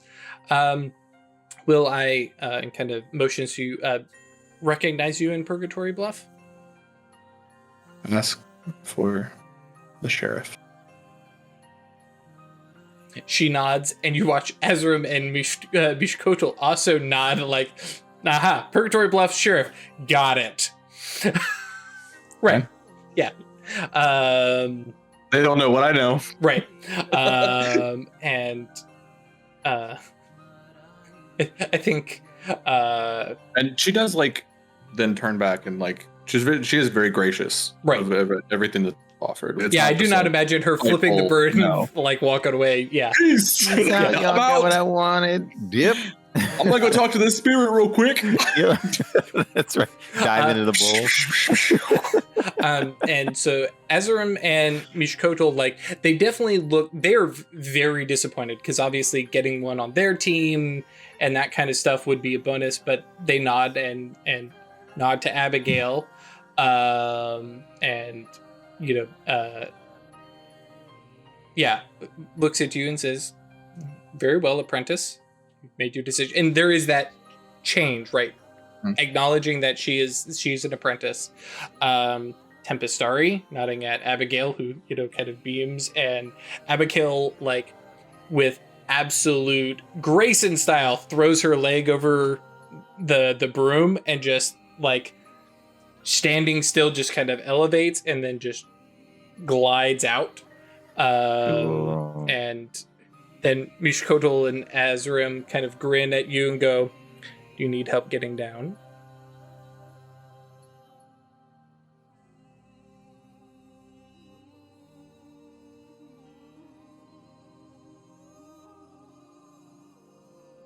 Managed them under my own power. If you'll put in perhaps a good word to not hit me again. They grin, and Nan says, "You will be safe from the storm." And then she just jumps down the hole. Yeah. And I think there's a look on both of their faces. They're like, we know what she's going to do. All the new kids do it. Yeah. And it's definitely Dive a through we, the eye. and then a little bit of an oh fuck, because there's that wind and the rain, and it's like I should have prepped better. As you start falling through the clouds, notably, as you fall through the holes. Horse's armor helps with this. I think it does, actually.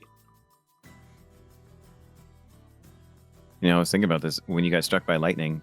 Mage armor, life armor would actually help too, because it's reflexive. Yeah, and you would have been able to reduce that damage. It was a scripted scene.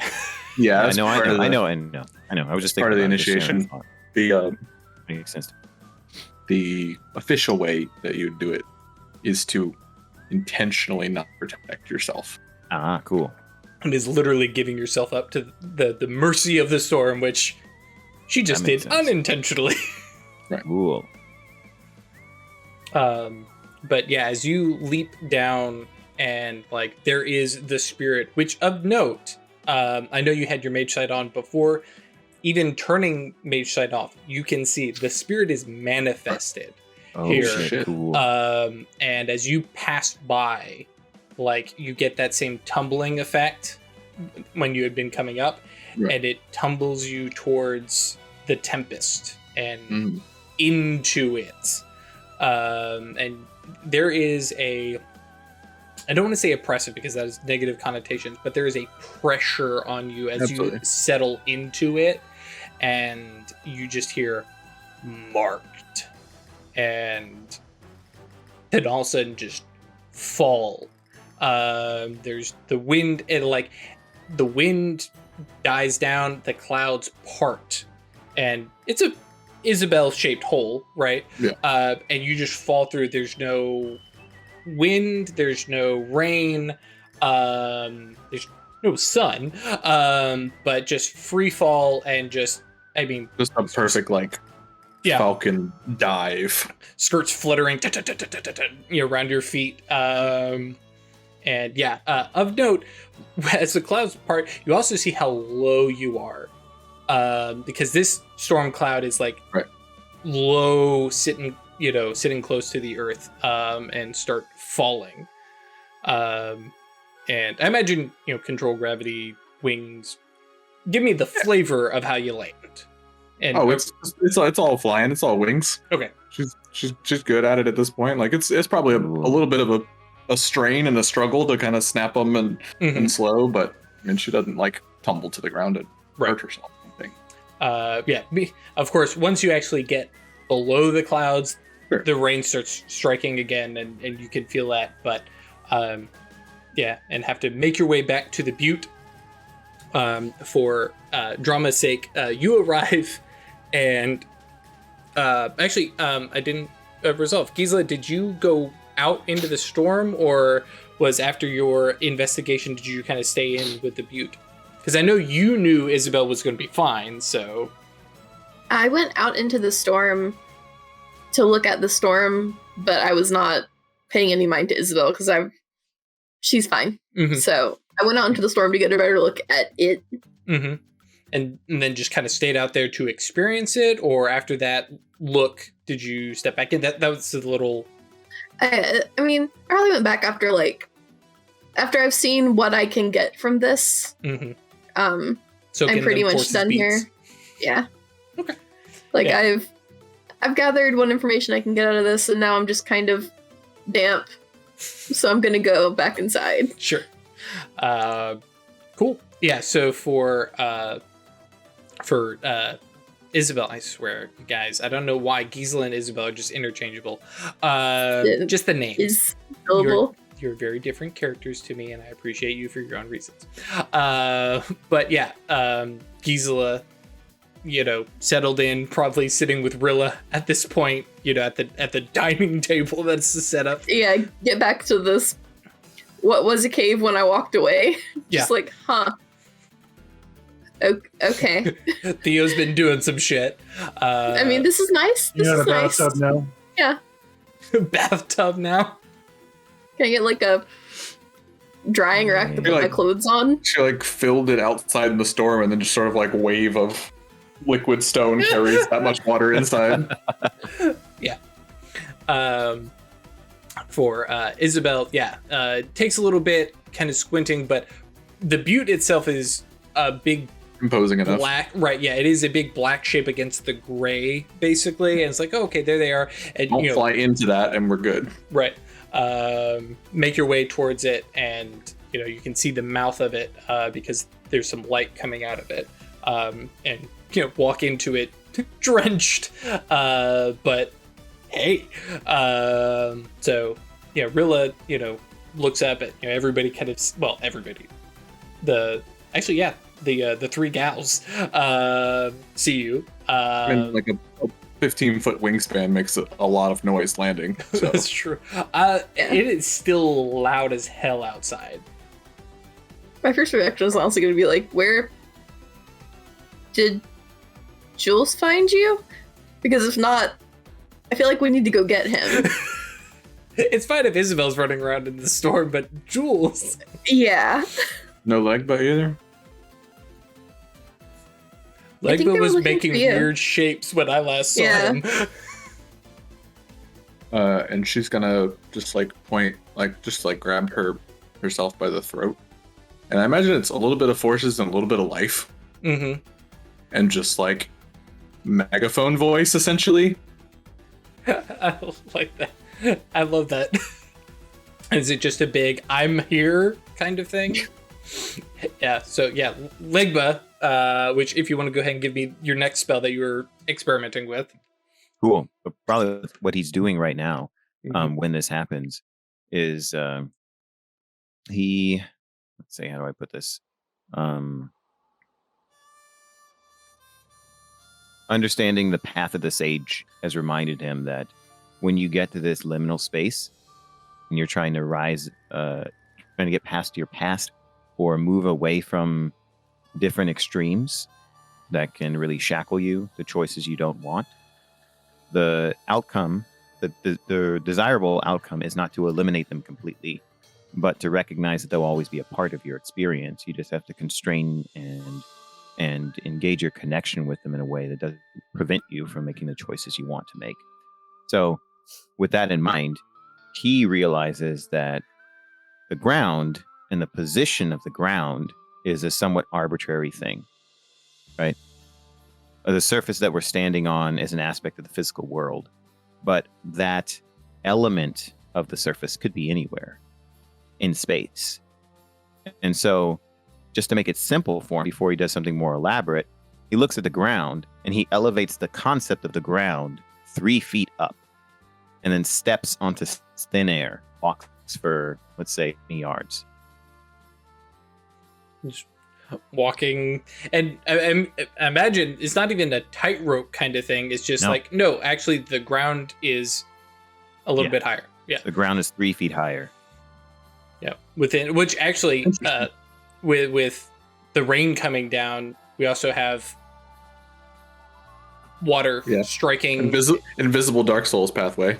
Yeah, exactly. you have water kind of accumulating at the top because there's no dirt to grab it. It's just like, oh no, here's where things end, and so water is splattering, kind of pooling in this, fairly thin sheet of water that I imagine like matches exactly the area of the spell. And so you have this 3 foot high table of water that's just kind of dripping off and stuff like that, and he's walking on it. Then we have a moment of Ralph doing Dancing in the Rain. Sorry. Yeah, and he's also singing in the rain. Thank you. Welcome. Yeah, I like that. And then, you hear back towards the butte, Isabel saying, "I'm alive!" Or he tries to initiate at this point, do it with 2 people. Mm-hmm. So he initiates a second telepathic connection. This one with Isabel tries again. Yeah. And I think just as you are doing that, you hear in your head, Jules going, "She's alive!" Okay, cool. So then Imrys, so he initiates with Isabel and says, "Are you safe?" Or asks, "Are you safe?" Yeah. Great. I will return soon. Then he asks Jules, "Are you safe?"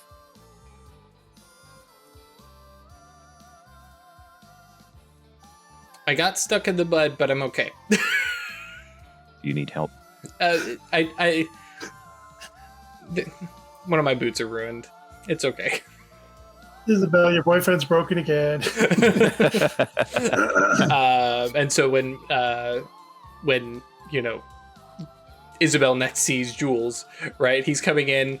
He's not soaked, but he's walking with like 1 foot that's bare, and he's got his boot, which looks like the heel and bottom has kind of ripped open a little bit. It's like, I'm gonna have to fix these, but sees you and goes, "Oh, I like the wings." That's what he notices. He's very specifically. He's like, I like the wings. Yeah, the wings are great. Choosing to notice. Right. I've seen the wings before, Jules. Those wings are really good. Yep. Thank you, Craig. Craig gets it. Yep. He's a proper young gentleman. Yep. And like, I think That's the one. I imagine there's like he was gonna go in for a hug and then goes, "Just my boot." Glad to see I you're. got a wardrobe problem. I got a wardrobe malfunction. I mean, I'm gonna go inside. 100%. Now, if Isabel interrupts them, that's an entire other thing. Here I am with the energy of the storm, Yeah. celebrating life in front of you, and you're worried about your boots. I was only worried about my boots after I knew that you were safe, and like the strain of staring into her eyes.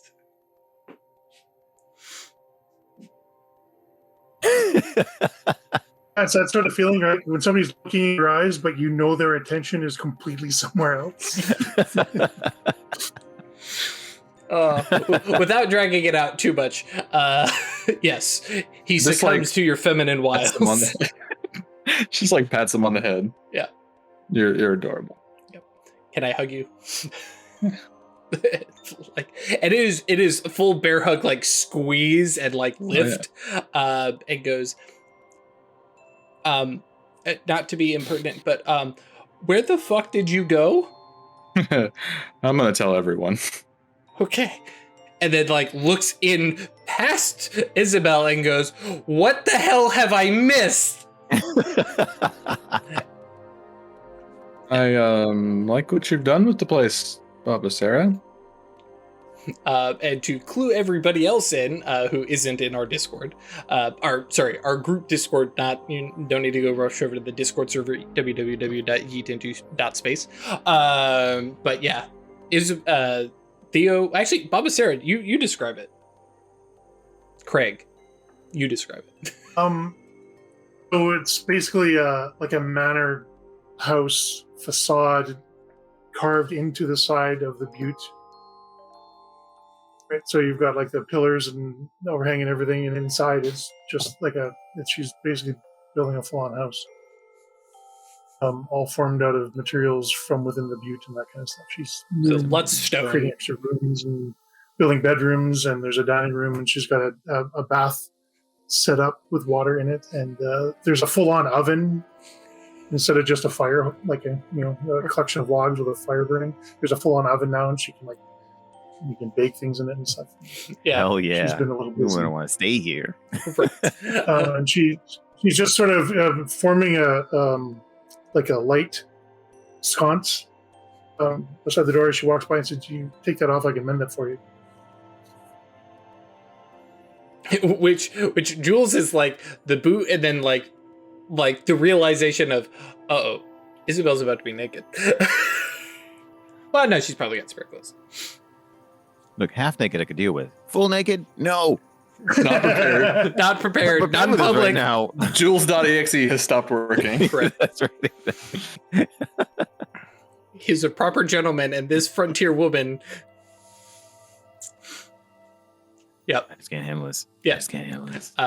Meanwhile, Rilla has been giggling like gales of laughter of just like, oh yeah, this is perfect. the absolute torture of my not brother. The very best entertainment. Yes. Mm-hmm. She's like pointedly like standing next to him, like leaning against him and stuff. Oh yeah. She ditches the wings at some point. They're just not practical inside. No. Well, I don't know. After Baba Sarah got started, there might be room. She just like waves, and there's like wing-shaped holes that she can fit. I had time for an aviary. Just go over there. And, Where'd you get the birds? Baba Sarah's definitely like being a little manic about it. Right. And she's moving around and I feel like, yeah, things up. for all the joking, Baba Sarah is just kind of in a rut, for lack of a better term, where it's just like more. Clear that something is up, and we're just kind of observing, and waiting making for sure she her doesn't to come hurt out herself. of it. Yeah, like I don't think we can really stop. So yeah, we're just kind of trying to observe. Yep. And Did you notably, find anything with scrutiny? well, yeah, I mean, Rilla observes and sees that like there is this, not a taint, because that's for more of an abyssal thing, but there's this twist to Baba Sarah's pattern. And I imagine across the past year that there has been other people gaining and dropping wisdom, and some acts of hubris where this thing may have come up. If nothing else, cautionary tales from the Diamond Order, or Eggrock herself, like being very clear of like, hey, there are issues, and these are things to look out for amongst your fellows, because let's be honest, Eggrock does not want to be surprised that one of you has gone megalomaniacal and she has to handle it. Is this the one that I got? I had this happen, right? Mm. Yeah. Oh yeah, actually it did, because I think you cast because I on was Jules. messing with Jules. Yeah. Yep. Yeah. So Way very back same when. thing. Yep. So I might recognize what's happening to her. Mm-hmm. Just magic for everything. Yep. But yeah, Rilla at this point has done the studying, has learned and figured out what's going on, and because correct me if I'm wrong, for the most part, a lot of the shaping that you're doing, you can do for no overreach, right? Yeah. And yeah, so basically all this is not going to cause any paradox for her, so she's able to just keep shaping stuff. And I think really even goes so far as to say, as long as she's within her control here, she's just gonna be like this. Or Is the domain still here? Right? Unless she took it down after coming back out of it. That's true. So Yeah. So she really is got That's all why the she did. all the reach she wants. Yep, that's very true. Mhm. But yeah, and I Right. think talking about Babasera for the moment, because really it's very, very, as seen with the storm and now with Babasera, it's very remote observation. And she comments, it's like, as long as she's like this in here, she's still trying to figure out how exactly this domain is working, because it's definitely the first one you all have seen. Rilla says, yeah, as long as she's here and within the control of her magic, she'll be like this unless she wants to clean her pattern herself. Yeah, you can take it out.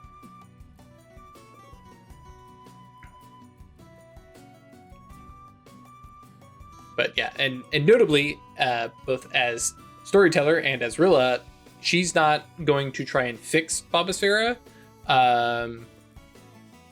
That's not her thing. There's far Yeah. worse places to be having this sort of thing happen, so Yeah, at this point, though, Gisela would go, like, learn from it. just, like, talk to her, because it does seem to be, like, bothering her a bit. So just walk up to Theo and sort of try not to interrupt, but, like, get attention. And just, if you want to stop this, you can. It hurts, but That's true, yeah, because you scoured it out. just, Why would I want to stop? I haven't felt this good in a long time.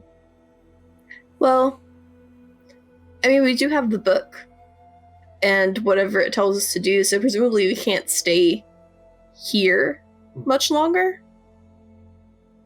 We have to stay here overnight still, right? Correct. Okay. I mean, I feel fine. Okay. I'm just saying, because we do need to. Well, depending on what it says, I'm expecting we'll need to move on tomorrow. And I don't know if you'll want to leave all of this. I kind of like it, though. It is very nice. Be nice for travelers, right? Oh, you mean like leave it? Maybe. Yeah, I mean, I put a lot of work into it so far. It would certainly Coming be back here, for sure. something for them to look into. Leaving them a mystery, but Wall it off. You could move the whole thing into the center of the butte. We could if we really wanted to. But yeah, just wanted to give you an option if you decide you're tired of this and would like to relax. It feels good to flex, though, sometimes, doesn't it? We're always so bottled up. Honestly, I wouldn't know. It's true. You should try Flexing for Gisela is a little different.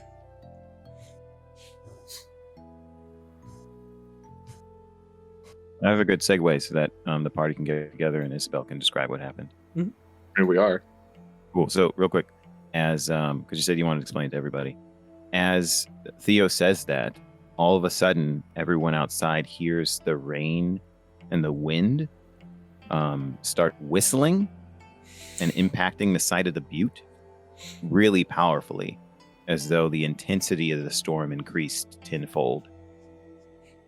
And then Legba's walking like kind of in a corridor, and this wind is hitting the butte like that. As he's walking up, he leans down, picks up a rock, and then throws it up above himself, steps back, and then you see the rock fall, and as it falls through the front of the door, right, as you can see it fall below the opening, right, it seems like it's taking a long time to fall through that, as though the distance is considerable. And then as soon as it passes maybe like a foot, it drops really quickly, and there's a thunderous impact as it goes right into the ground. Yeah, Rilla head whips around like, what?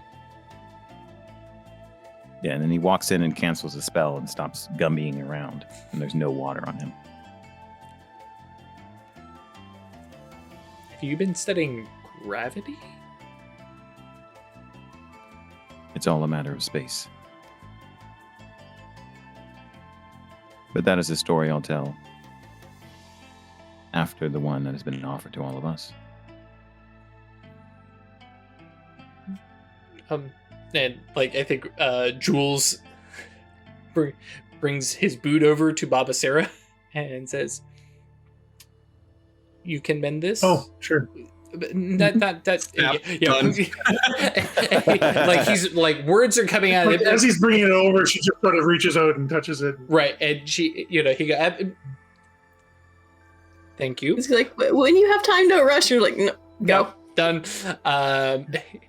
Holding the boot up and doing that little like weird one foot stand.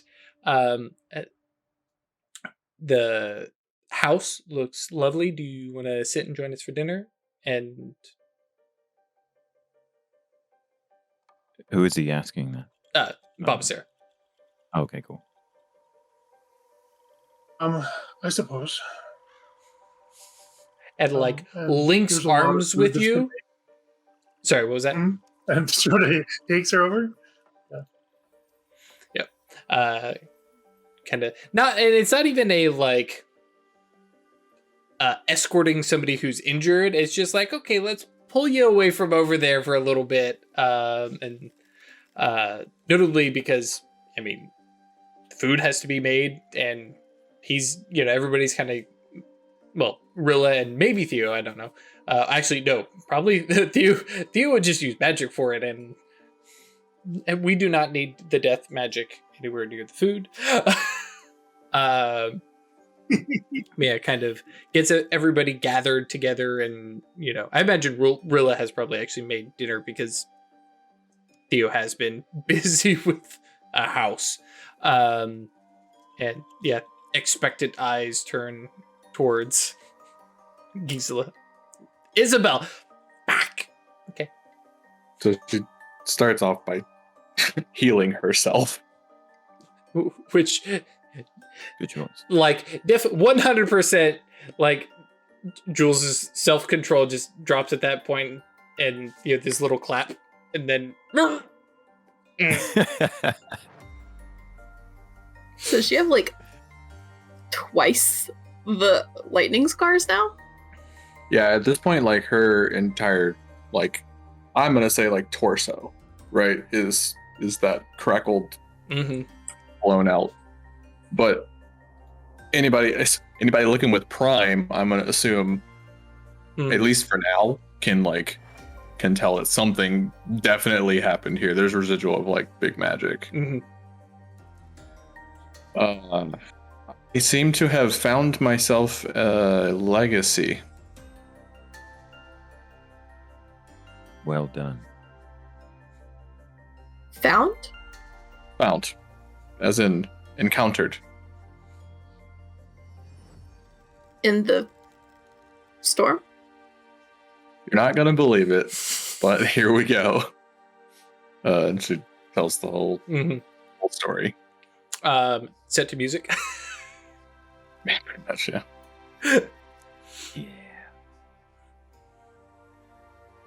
Yeah. A witch, an English witch, a Celt, and a Mexican shaman walk amongst the clouds, traveling to Asia. And they seemed particularly concerned on why the storm would be here. I kind of know why. I had an inkling too, and I did not disclose it. Probably for the best, yeah. But I shall tell my mentor when she arrives at Purgatory Bluff what we discover here amongst this journey. Seems a fair trade. When will she arrive? I didn't specify. Hmm. Perhaps before we do.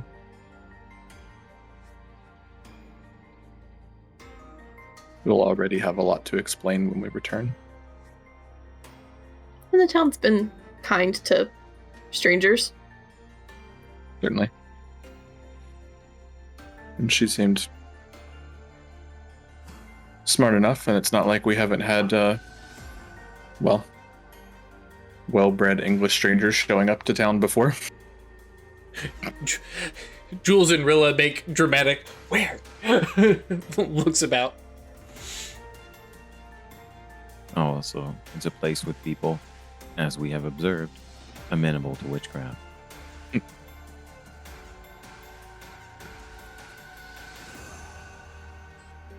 You see Rilla wondering, Never she's knew. like, I wonder, like, and because she's now like deep in the, wonder what she's gonna look like normally.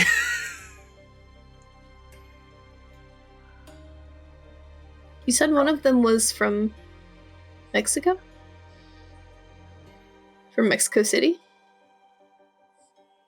She didn't specify which towns or what part. She did actually specifically mention She Mexico City, mentioned as, Mexico as a City, bit of yeah. a flex. She's like, oh yeah, Oh, I- Mexico City is one of the villages that she takes care of. Oh, okay. I missed that part. Mm. Then yes. Oh, Yeah.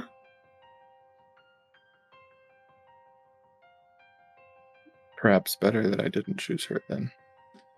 Yes. Jules kind of looking between and Mexico City, Mexico. Oh, Yeah, like the nods at him when he like comes to the realization. It's like, yeah, we're all thinking the same thing. Arachne and I did some divination on this before the storm. What did you? and like Jules, I don't think looks betrayed, but it was like, wait, hang on, what was this? If I wished to meet my father again, then Mexico City would be my best avenue towards that. Oh,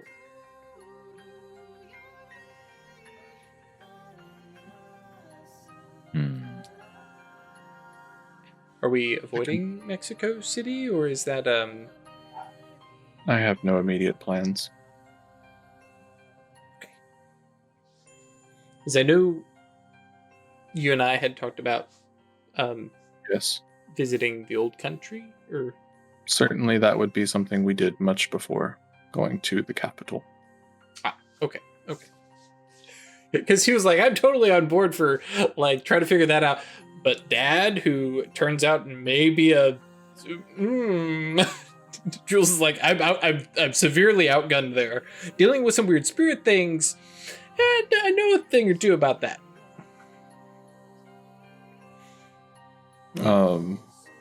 I may have reason So, to travel there at some point. in the short time you're future. away, you've like reforged your soul, or Seems that way, yes. someone do that to you. Something, it would appear. The roiling heart of the Tempest. Did you meet it? Yeah, By some definitions of meat. marked by it. Made one of its own. Jules kind of looks over to Legba and says, what are you doing in Mexico City? There is a man I still hope to help, and my plans for that have been somewhat delayed by this journey. I don't know what it will call for to give him the aid he needs. but it might include visiting a place that formed, or sorry, it might include visiting a place that put him on the path that led to me encountering him in the first place.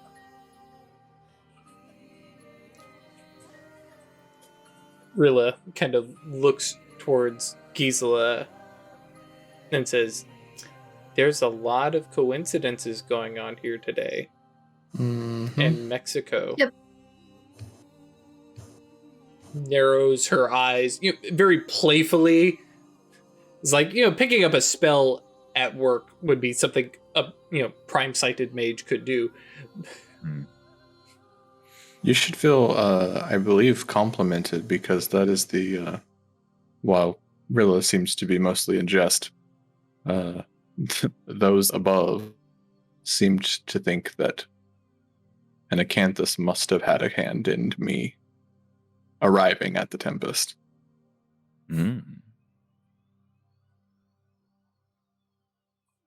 Perhaps one did.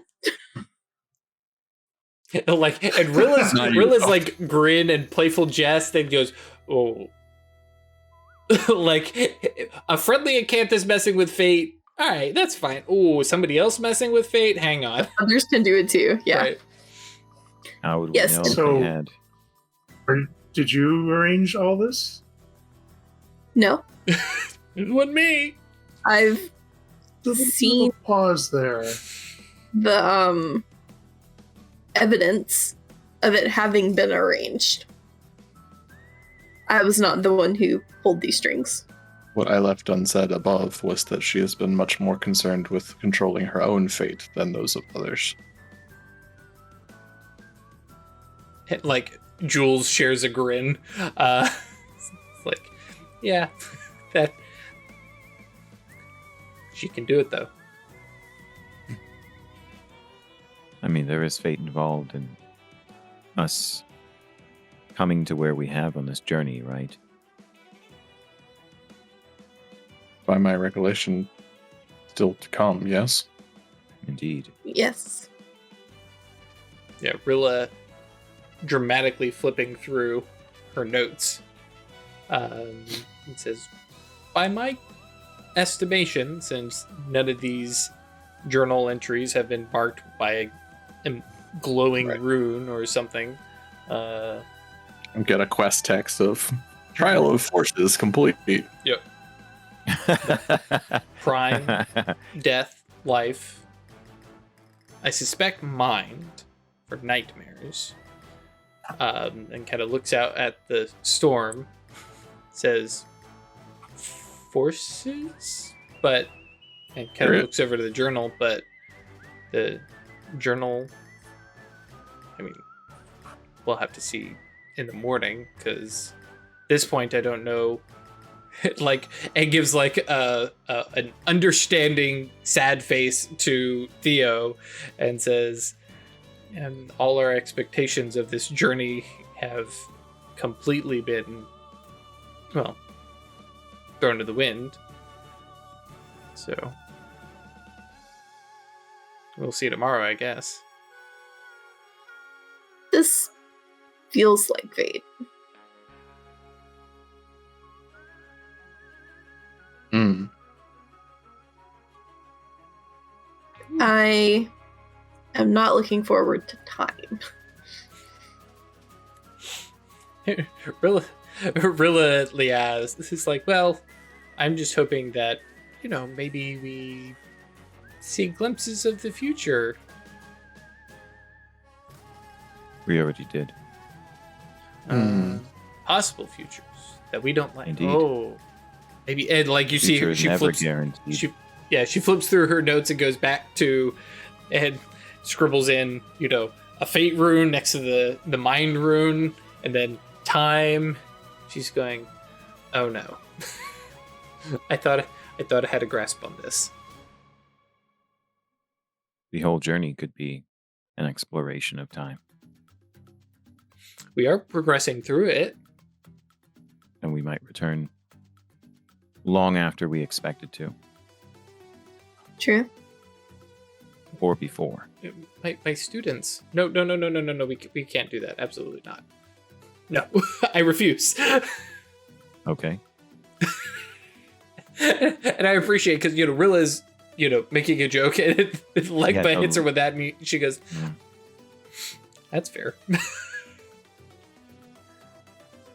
Like, as it goes into more like thinky type things and not like the boisterous like telling a story thing. Mhm. I think that finally when like she slips out of Petrichor enough to be like, yeah, I should get dressed up. I get mad for you. And he was very eagerly reaching forward. And it's Sure. it's not, you're not being forward, right? You're just leaning forward.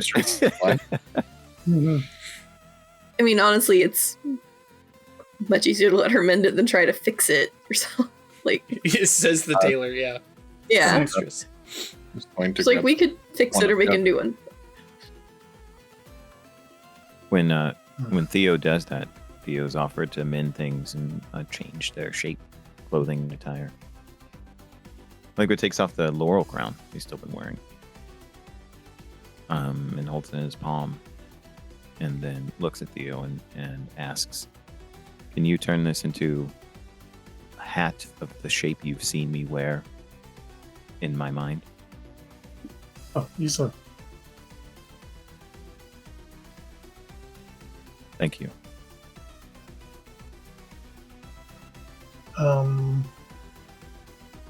You may attempt to. I will tell you, you cannot. Well, yeah, so she, like, easily, and she'll just Oh, have off a spell, and it doesn't move. Doesn't do a thing. oh. Cool. Okay.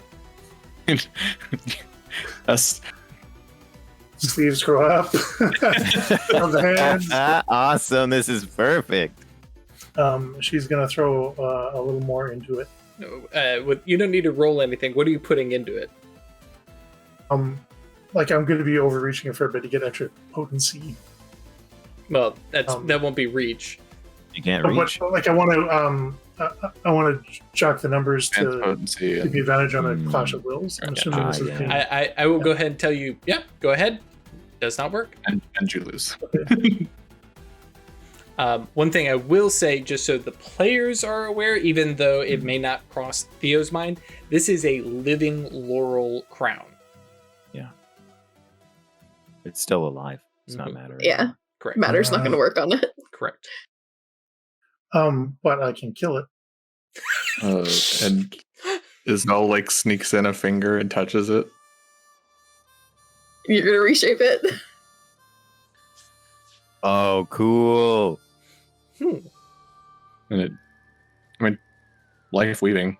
Yeah, no, I'm just thinking of, matter shaping, making it into literally a top hat, right? Going to make it grow quickly into the shape I want it to. Okay, yeah, Top that hat made of So leaves. actually perfecting in this case, probably. yeah. Well, Whoa. and that's fine because that's what I was thinking. It was like, would it grow into like basically a huge bouquet, or with the leaves? Or with one spell, I'll start it growing really fast, and then with compelling, control the shape. I like that. Yeah. That's cool. Well, and like I said, I'm good with any of Right. it. It was just what does happen. Yeah. Yeah. I like that. So, well, yeah, actually, I like this idea of like a little bit of like malice coming into Baba Sarah, and then Isabel just being like, let's do this. let's not kill the pretty laurel crown. Visible disappointment and like definitely thwarted Theo. I'd say I'm sorry to steal your thunder, but I think that's kind of my thing now. Yeah. I'm so glad you said that. Pin. Done. Episode. Yeah, that's right. It's perfect. I was like, oh. Yeah. Thank you. I like that. And yeah, there may be some resolution that we have to do when we come back, because yeah, Theo's still rampant, and using matter stuff in here in this domain and working stone is very, very good and aspected, I think, for the domain. But I think casting a death spell would probably not get the bonus of the domain. because this is not an aspected death place, right? Okay. So Made a home, not a crypt. right. Mm. Oh, also yes. But come join us for that next week. Actually, next week. Right? Ash, are you Ash gonna be will out be next gone. week? I'm off next week. Oh, there's the wedding. Wedding is in August. August. Oh, okay. All right. We'll This both is be this gone is for that going week. back and seeing folks. Cool. Mhm. So we may be doing a one shot or chilling or have a week off. We will figure out this week and We'll see. come by Discord, www.geekinto.space. We will try to give you all a heads up at least on Friday, probably by Wednesday, because that's when I would like to play something. Right. Mhm. I am on board for that. I literally have nothing else to do with my Friday nights. What am I gonna do? Play Final Fantasy like a fucking nerd? Come on now. RimWorld, man, yikes! It's just consuming me. But yes, come by Discord, hang out, check out stuff. Which actually, quick clarification, because some folks have missed it. In the welcome channel on Discord are a couple different buttons and reactions that you can click to get notifications for different stuff. So when a YouTube video goes up, when we go live, or if I ever get back to doing weird video game stuff, which my computer is being built right now. Cool. So once that happens and my computer doesn't make scary whirring noises when I play some games, I will go back to streaming some of that stuff and just to chill and hang out. And There's if you still want, the gender roles put up in there too, right? right, exactly. And yeah, so we have your pronouns, we have notifications, and we may add more stuff. So yeah, more Star Trek RPG.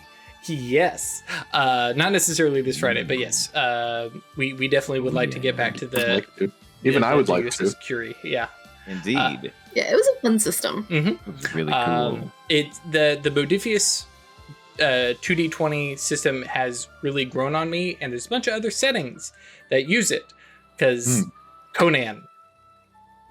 Oh yeah. Yes. Like, oh, yeah. Everybody gonna get big muscles and big brains and sneaky stabby and scary sorcery and yeah. Lots of camel punching. Yes. Yes. You said that, and I could see the scene in my Fun head, photo and I love it. paintings. I'm totally going to make a Grace Jones character for that. Yes. You gotta do it. Yeah. So, if you all are interested in other stuff besides Mage, hi, you're still welcome here. We don't hate you. And we are probably going to be breaking Occultists Anonymous out into some more stuff, and jumping into some new systems and shaking stuff up to give me some time to prep Mage a little bit farther ahead. Let you all see some stuff, let other people take the helm and let me be a player, stuff like that. We're wanting to do more, and I've been dragging my feet about it, to be honest. Because I'll be honest, I don't like not being in complete control. The raw, unrelenting power of being the GM. GM, showrunner, best egos. What? Me? No. Anyways. So yes, come by Discord. That's where all that stuff is happening. That's where we're talking about stuff where we want to hear from you guys. If you folks want to support us monetarily, that is patreon.com/occultistanonymous or staylucky.club. And all our stuff is posted there. If we do start doing stuff, we may put up a poll and be like, what do you want to see next? Not necessarily what we're going to play, but what do you want to see next? Because we're going to figure out what we want to play. I might give you some choices. Right. Otherwise, yeah, we will see you all next week for something. Something. All right. Bye. See you then.